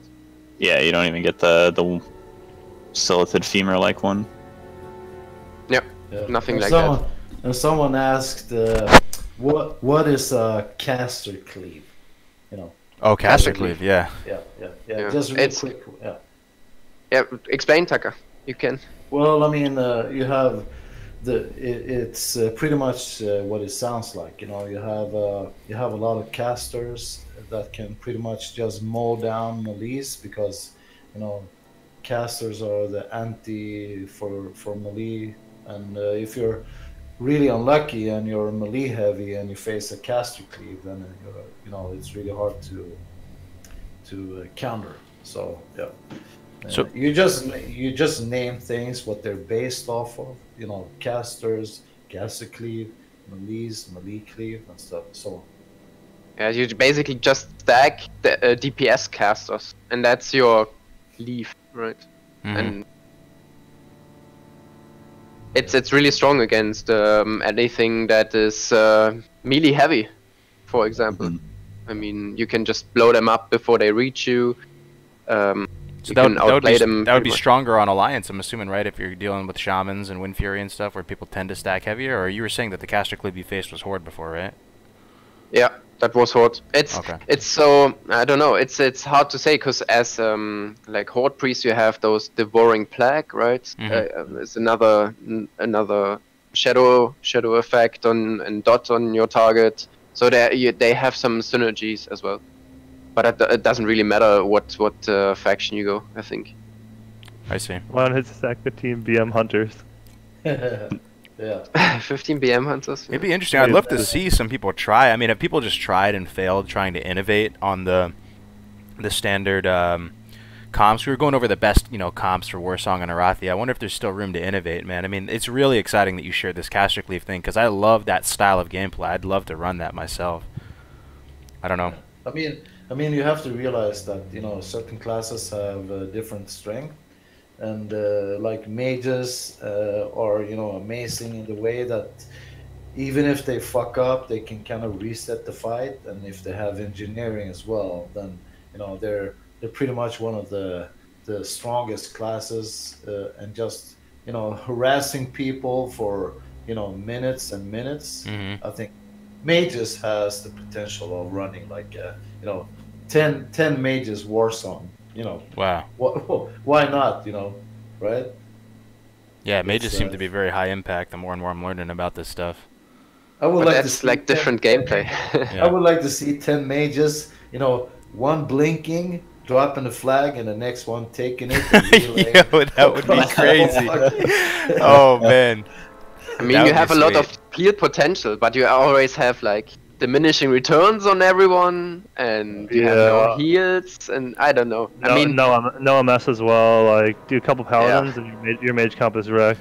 But I'm saying I think he's making a good point where you could go heavier on the mages. Even when we were talking about Arathi Basin, you were like, it seemed to be the one class that you guys were down to add a few more of potentially if you needed it, right? Like 3-4 mages or something, as opposed to Yeah, mages are always amazing, especially like on like if you're gonna be fighting on blacksmith. Like you always want like mages, right? Like they're always gonna turn up.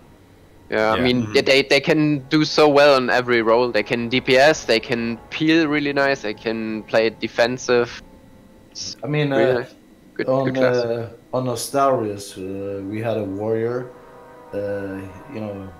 He was like, it was this kind of thing going on between him and some, people who were in charge of bracket 1, and he pretty much solo queued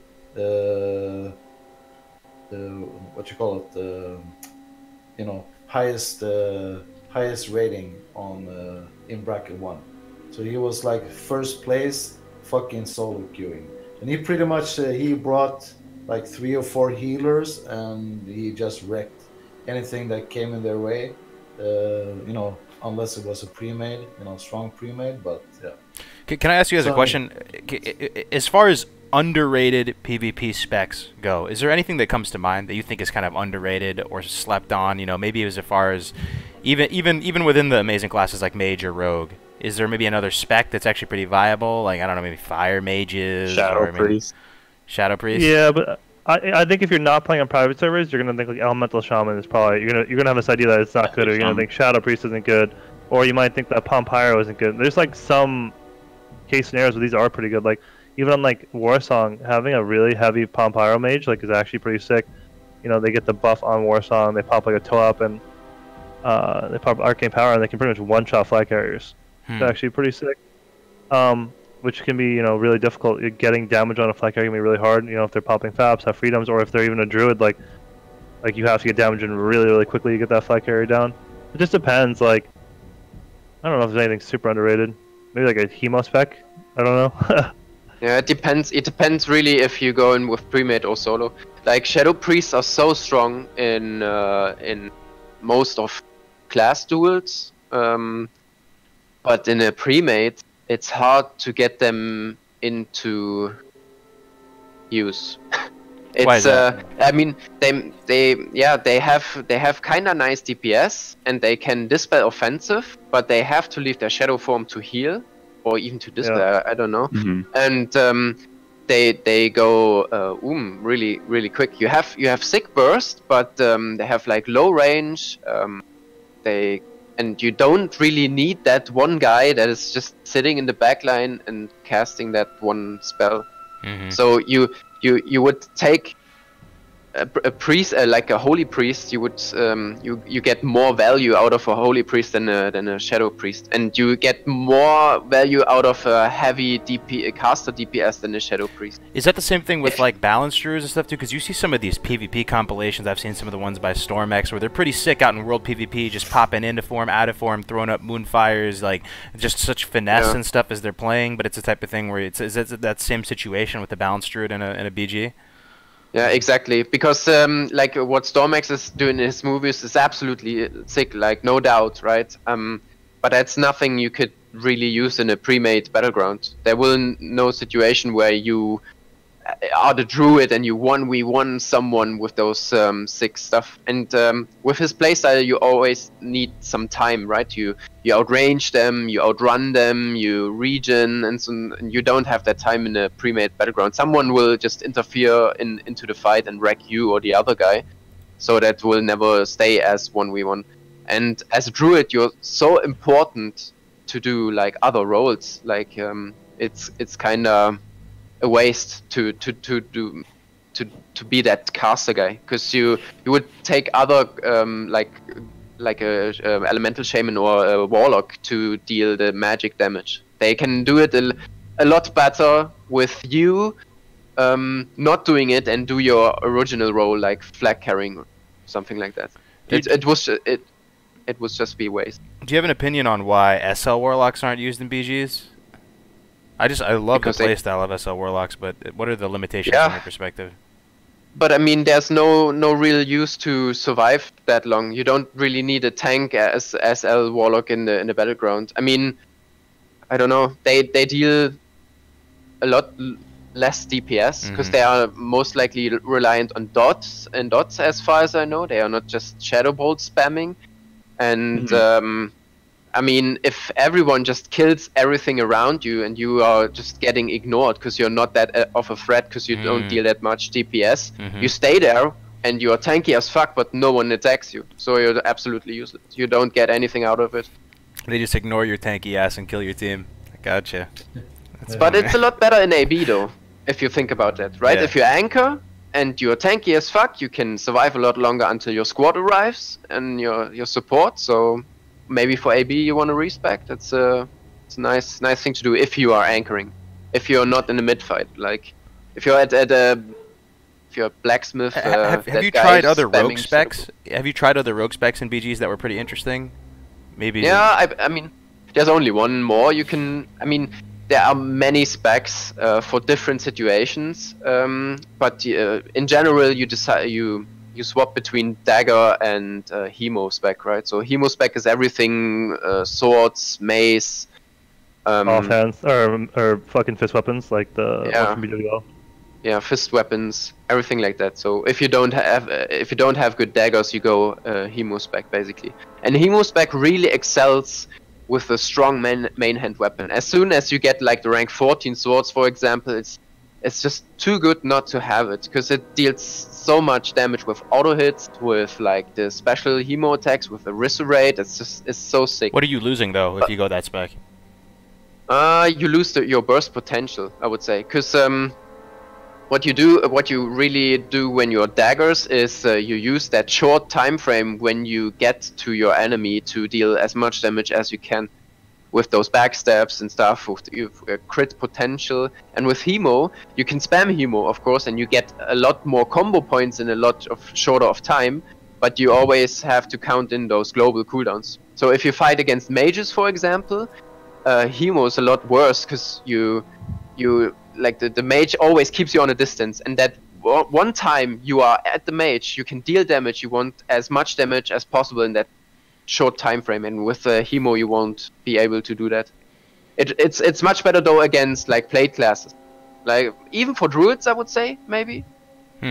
If you hit them in bear, if they are always like in bear, hemo is really viable, and against warriors and stuff, everything with plate basically. But daggers is more burst potential. And then you have different specs for dagger and different specs for hemo, and you can do some synergy with different specs on your premade. But I think that's diving too deep. Takes a lot more hours to explain it.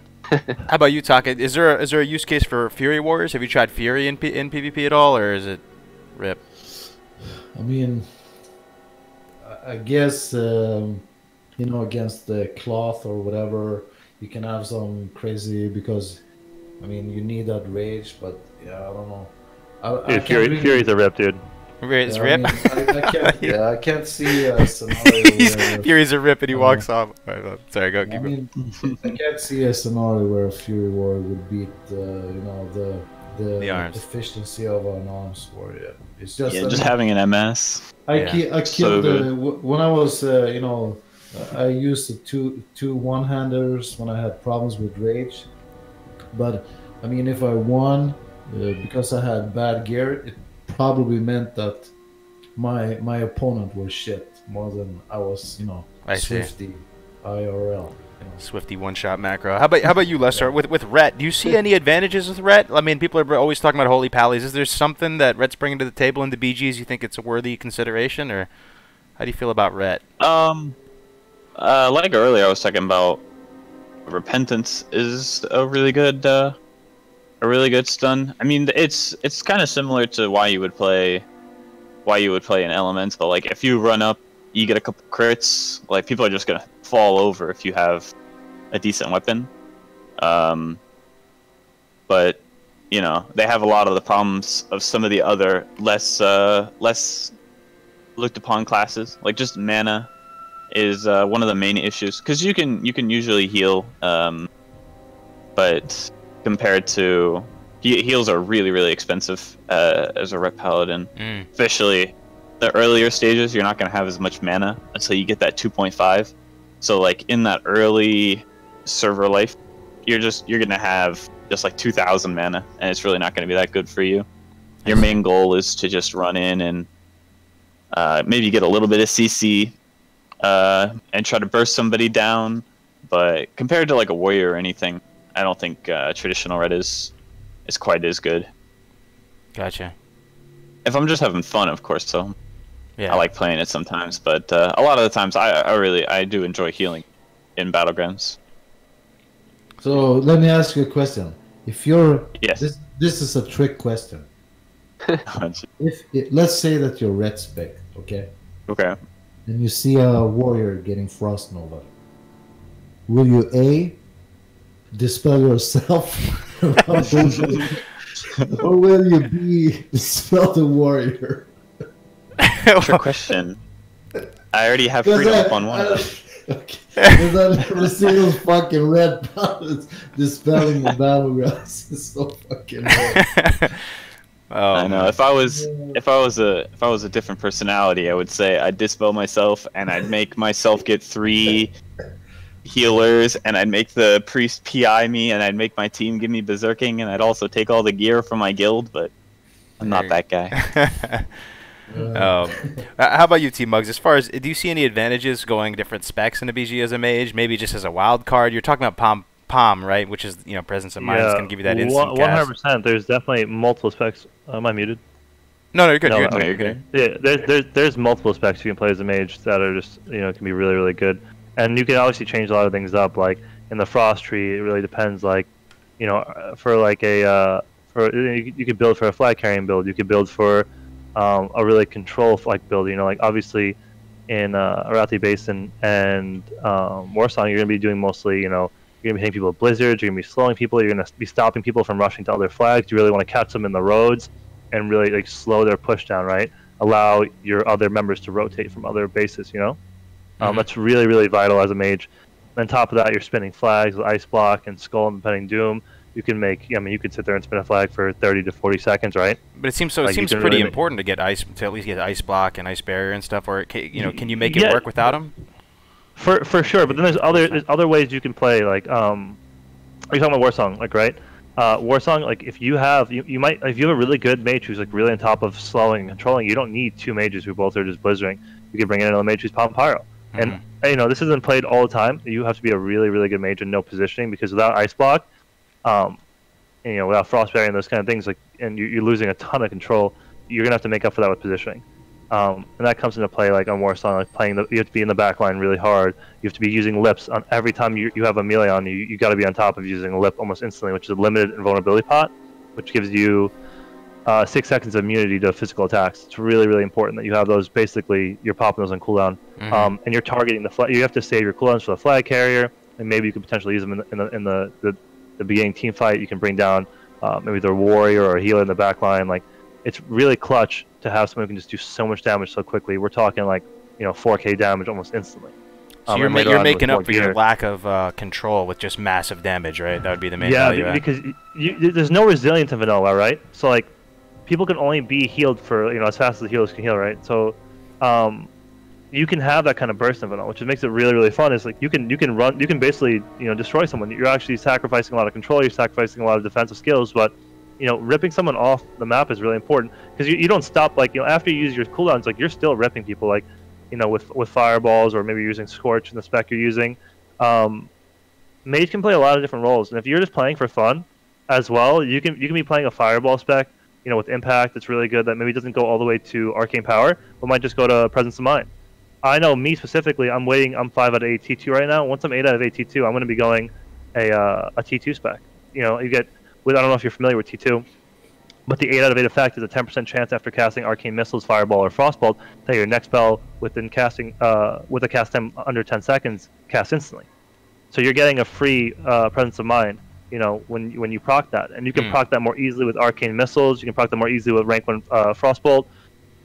So I'll be playing a spec that uses like some type of like Pyroblast, So maybe me and Sorrana are dueling, and he's chasing me. I'm hitting him with rank 1 Frostbolt, and out of nowhere I get a free palm. Now I can use it to sheep him to reset the duel, or maybe I can use it to hit him with a Pyroblast. It puts a dot on him. It's a ton of damage. It's a pretty long dot as well, and it hits for like a K to like 1200 without even critting. That can change the entire fight. Like depending on how you want to play as a mage. I would suggest every mage starts with the standard Frost spec, which I think is like 31. I actually forget the numbers on it. But building down to ice block or building down to ice barrier and getting improved CS. I think it's how every mage should start. Learn that. Then maybe you go like an elemental spec, or maybe you go like a T2 spec, or maybe you go like a Palm Pyro spec. But mage has a lot of options of how you want to play it. There's just so many like different specs or different builds, or even in the normal builds, you can really customize how you're playing it as well. If you want a lot of options with playing specs, mage is definitely a way to go because it changes as well too with the game, right? Like come AQ, more mages or every mage is playing fire. So like, I don't know. Like I was about to say that it's so gear dependent. If you're weak at gear at the early stages, if you farm like prebus stuff and shit, you have like nearly no mana pool to sustain those fire spells. You have like no HP pool to out sustain some melees or something else. So you have to have those utility of frost with those ice blocks. Oh shit! 100%. Yeah. So and that's how you start and get into the progress of the server. And once you get like in those AQ stages where you get a lot of more of stamina gear and a lot of more like crit and hit gear, then you can think about going like elemental specs, those Pompyro stuff and so on, where you can rely on your stamina and because on your HP bar, because your gear will just carry you what the frost spec did way before when you had worse gear. Also when you like hit rank 13 and stuff, you have the stamina gear is like insane on the set. Yeah. Before it's updated, it's not that good for PvE, but the stamina is just so nice to have. And if you go elemental spec, you can do so much DPS just by standing in the backline. And if someone charges at you or something, you won't be a one shot because of that stamina stats on your set. So it's kind of gear dependent what spec you play and or what spec you can play actually. Yeah, that's 100% true. Like that's why I recommended if you're a new mage, start with the deep frost spec with going into improve CS. As you get better, as you get more gear, you can shift that elemental spec, with the sick blast wave and the pyroblast and everything, all that cool shit. But you definitely want to learn the basics as mage, and then move into the elemental, move into the Pompyro, move into those more variety specs. So it's just like rogue, man. Like there's so much to learn with mages and rogues, and there's so many different specs that you can utilize and different varieties of those specs, and they're kind of gear dependent as well. Like, I don't know, Sorrana, if you're going for like a was the 5-piece for tier 1 is really good for a rogue, obviously. Yeah, Yep. so like if you're going for these certain set pieces and these certain gear variations, like that's why vanilla WoW is so fucking crazy, is because you can shift how you play depending on a 5-step bonus or 8-step bonus or an item you have, or like it's just you're shifting how you're playing constantly, and maybe you're working towards that goal, or maybe it's working toward a PvP goal. Like it doesn't matter. But there's just so many different varieties of gear that can change how you play the game. Like that's one of the even if you're a coolest things shaman. about vanilla to me, man. The idea you get the different gear pieces, like as you gear up, different specs unlock and stuff. It's so cool. You know, you have to have the gear to support certain specs, and different things become viable at different times. So yeah, awesome, for man. sure. And things will probably develop too. Honestly, when Classic WoW comes out and you have this massive pool of players coming in, I guarantee you there'll be new theory crafted things and new ideas or new specs or new ways to play the game, and it'll kind of develop, and the meta will change. Like even in Northdale, the meta's changed. Like the meta is always changing for vanilla WoW. It's a 15-year-old game, which is fucking crazy. It's so if you ask me, crazy. like It's so crazy. it's man. actually insane. Like things are consistently changing, and like new ways of playing it are developing, and then someone's gonna find out this one item from this one place, you can do this with that, and people are like, I didn't even think they thought that item was trash or something. Like things will, maybe not so much with the item things because people have explored this so much, but you will see things develop. Like I guarantee you'll see things change too with Classic. Hey, Lesstorr, is there any flexibility as far as Paladin talents go? Is there anything that, or anything interesting to explore? Maybe going down some other trees, or I mean, let's assuming you're still going to be primarily a healer or something like that. But Yeah, the main spec you see will either be just like a kind of half holy, half ret, which is pretty common. It gives you a little bit of choice. You can throw on a ret set if you need to, but you still have all your healing talents. Because paladins, really, you don't need a super in-depth. You don't have to go all the way down into the tree or anything. Like you just really need illumination and divine favor. It's like a 21-point talent, so it's not super important to go all the way down like some specs. But in my opinion, and I think kind of the more popular spec for some of the higher level paladins would be Holy Reckoning. It's not exactly what it sounds like. It's a mix of getting the holy talents and getting reckoning. So if someone does jump on you, like say some hunter is beating on you, or a rogue is jumping on you in the back line, or you're getting dove by the warrior, you're getting beat up, you're healing yourself, and you need to find a way to kill him. I mean, you can survive as long as you need to as a paladin, almost like through like 2 or 3 resets. But if you're not going to be able to kill the enemy team, you're not going anywhere. yeah, you need some kind of win condition, right? Yeah. Yeah, you get those reckoning stacks. You throw on your biggest 2-hander, and then you like chunk them for half your health, even though you're in holy gear, because you just hit them 5 times in one global. And then also, I really like the spec too because it picks up a lot of the staple PvP improving talents. You got Guardian's Favor, your Freedom lasts longer, your Bob's on shorter cooldown, improved concentration aura, more spell pushback. You get like that 100% spell pushback resist. 3-minute. And you also bop get is some, nice. yeah, 3-minute bops. You get some silence, Resistance, some silence, right? Like 15%. resistances, and then just right in that first tree, which I think everybody should take in almost any spec you ever run as a paladin, is readout. It pretty much means what that talent in my mind means for PvP is you are now almost unkillable by any rogue in the game. Like that's what I read by that time. Like warriors and rogues, their damage is, it's a huge chunk of their damage gone. So it's all about survivability. With that readout and consecration aura, you can just keep healing through, even like 2 rogues hitting you at the same time. If you have good plate gear, good shield, I mean, unless you like keep getting interrupted, and that's obviously where some of the downfall comes in. But if you're just in the middle of a team fight and you're just taking that big AoE damage, paladins are just one of the most effective healers up there with priests and their renews. Yeah, that Holy Reckoning is definitely would be my choice. Could you get a lot of those talents as well? Traditional ret just falls short in a couple ways. I do enjoy the Or prot just tree. pure Paladin damage. prot tree is sweet. Even the hit and everything is great. Yeah.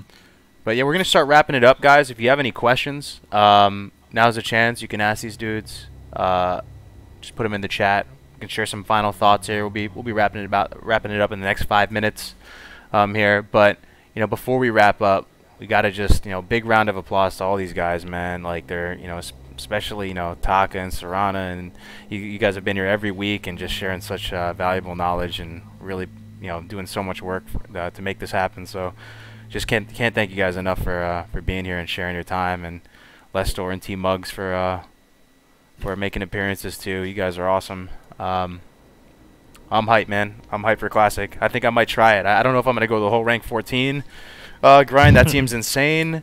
But I'm definitely gonna. I want to run that caster cleave, man. What are your as we wrap up? Maybe you guys can share some of your goals for Classic from a PvP perspective. Do you plan on going hard in PvP or maybe more PvE? What are you guys thinking? Yeah, of course. I will go hard PvP. I mean, I don't know. It's really hard to say when they will release like the whole honor system and so on. But yeah, I will try to time it with my real life thingies to do, so that I can make myself some time and then go for 14. You're going for 14 again? Wow. Sorry, go ahead. I was gonna say it'll be weird ranking on Classic, right? Because the community from Northdale will be so split up, and like if you want to rank on Northdale or on any of these private servers, you usually know who to go to or know the people who are going to be ranking. So I'm interested to see how that's going to work. Like when it comes to ranking, they haven't really talked about how they're doing battle groups as well too. Is it going to be server only? Are they going to be doing battle groups like they did in Burning Crusade? Like I'm curious to how they're going to do that. Is it going to be like the server only PvP system? I am curious to see that. And for goals, I'm probably gonna. My number one goal obviously is to start a guild and be running a successful guild. On top of that, Scarabord, and I'll probably end up going for rank 13 if I'm streaming. So that's the spirit, man. All right, hell yeah, dude. Yeah. How about you, Taka? 14. 14. So one word, dude. 14. Oh, dude. I love it. I love it. Already got everything worked out. Taken 2 weeks off work to fucking get 60. And then as soon as those PvP rewards and the BGs hits, then hit the ground running. Yeah, I'm gonna hit the ground running. That's one thing we can talk about in like the next week too. We can talk about what stuff you can do to prepare for him. Even if it's not out, stuff you can do to get ready for the craziness. Yeah. Buy all the fucking canned soup you can find in the grocery store. Canned soup? Oh man, dude. Stocking up like it's the apocalypse. I'm going protein bars over here. How about you, Lesstorr? Are you gonna do any PvP? Or you think you're gonna go try and rank to a certain level? No, I'm gonna at one point in the server life I would like to get at least 11. That's something I was never able to do back on Darrowshire, so I would like to get 11. I think is a good medium goal for me. But most of my priorities are definitely be in raiding more than anything. Yeah. Nice. Someone said something really, really good in chat. Portable toilets. Portable toilets, dude. Portable toilets. I've seen that meme where it's like got the German-made portable toilet, like gaming machine thing. That thing is hilarious. I think you posted it. Disgusting. Oh man. But for those of you guys watching, these guys are way more knowledgeable than me. They're super smart, genuine, kind people. I put the ways you can follow these guys is in the description. So you can follow their Twitch. Lesstorr's got a pretty huge, like almost 1K size Discord channel. All their Twitch stuff is down in the description. Please, please, please. It would really mean a lot to me if you guys can follow them and sub to them and stuff, just as a token of appreciation for their time. So check it out. It's in the YouTube description. We'll take maybe one question. I don't know if you guys can find a good question in the chat. I have a question someone asked me that I wanted to answer, if that's okay. Someone asked me about Mage versus Alley Shaman, how to deal with that. It's actually a pretty fun duel. It's pretty even, I think. I'm not sure if Shamans have the edge or not. I don't really think so. But how I deal with that is they're going to be dropping totems right away. You got to watch out for grounding, right? Like you're going to have to bait the grounding so then you can poly them, reset the duel. So usually how I do that is starting the duel off. I usually fake cast the polymorph right into a rank 1 frostbolt. Usually they drop the grounding thinking the poly's going to come out. The grounding pulls the rank 1. And then I'll hard cast the poly into them. They're gonna try to interrupt, but even then, just you can still cast into them. Once you get the polymorph off, you need to target every single one of them, every single one of their totems, bring all their totems down. You've probably been purged by this point too, so you're gonna re-up mage armor and re-up dampen magic as well. Maybe throw on like a mana shield or your frost shield, whatever, just to have more things that they would have to purge, more global cooldowns they have to use. At that point, if you have a trinket for damage like Toap or anything like that, you're gonna hard cast into them while they're in poly, of course. After they get the hard cast, you're gonna rank 1 frostbolt again because they're gonna drop their grounding right away. Because normally you're thinking hard cast, maybe into a second hard cast or maybe into a fire blast. Yeah, don't do that. You're gonna hard cast, rank 1 frostbolt because they're gonna drop grounding. After rank 1 frostbolt goes off, if you're like a shatter spec, you're gonna run over there, get in range of them, drop your frost nova, cone of cold, fire blast. You're really saving your CS though for the healing, so it's really important that you lock them on healing. You definitely cannot let them heal. They're gonna have nest as well too, probably, so that's gonna give them an instant big heal there. So you do have to be ready for that burst as well too. You're gonna have to play around that. If you ever get too overwhelmed, you can always reset the duel again. Wait for short cooldowns like shatter, CS, and this like rinse and repeat. You have to always play around grounding, and you can pretty much bait out the grounding. Most shamans drop it right away after coming out of poly.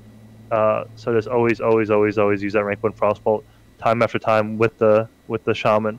If you have a really good shaman, you might have to chain some CC.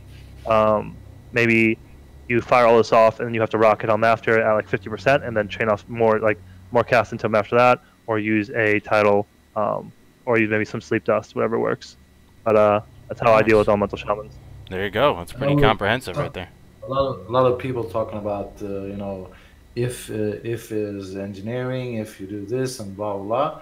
But that's the thing with world PvP, right? There's always an if, and PvP is not a duel, so never ever compare the two, because dueling is like the ideal setup, and especially mages can sheep, resheep, and blah blah blah, and PvP.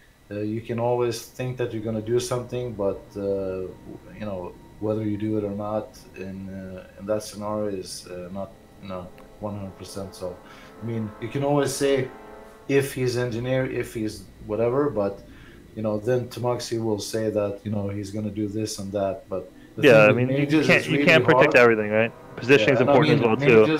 Mages, if they're watching the chamois, the mage will reset the fight about fucking 10 times, and mages are sick, and yeah, that's the biggest thing with mages. You have the control, you how to utilize it. So when it comes to resetting, you got to learn the right place, time, how to reset. Maybe you have to evocate, maybe you have to eat and drink. It's going to be really big that you're controlling the fight. Same thing with rogues. It's all about control, honestly. And if you're the one dictating where the fight's going, the pace of the fight, that's what matters. Mm-hmm. And if you want to learn how to beat mages as a warrior, you can whisper me on Discord, and I'll give you some pointers. It's definitely possible, man. It's definitely possible to beat the mage as a warrior. Honestly, the mage should win, but warriors they play well enough. They can definitely fuck some mages up. Hell yeah. So that's gonna be it for this one, guys. Check out the Discord. There's also a link to the Discord in the description. We have a pretty active group in there, pretty nice guys, and we do plan on starting a guild together in Classic. So if you guys are interested in that, definitely check that out. And again, please follow these guys. They really are going above and beyond. So that's going to be it for this one, guys. I'm going to end the stream here, and we'll see you next week with PvP Workshop Episode 5. Take it easy, guys.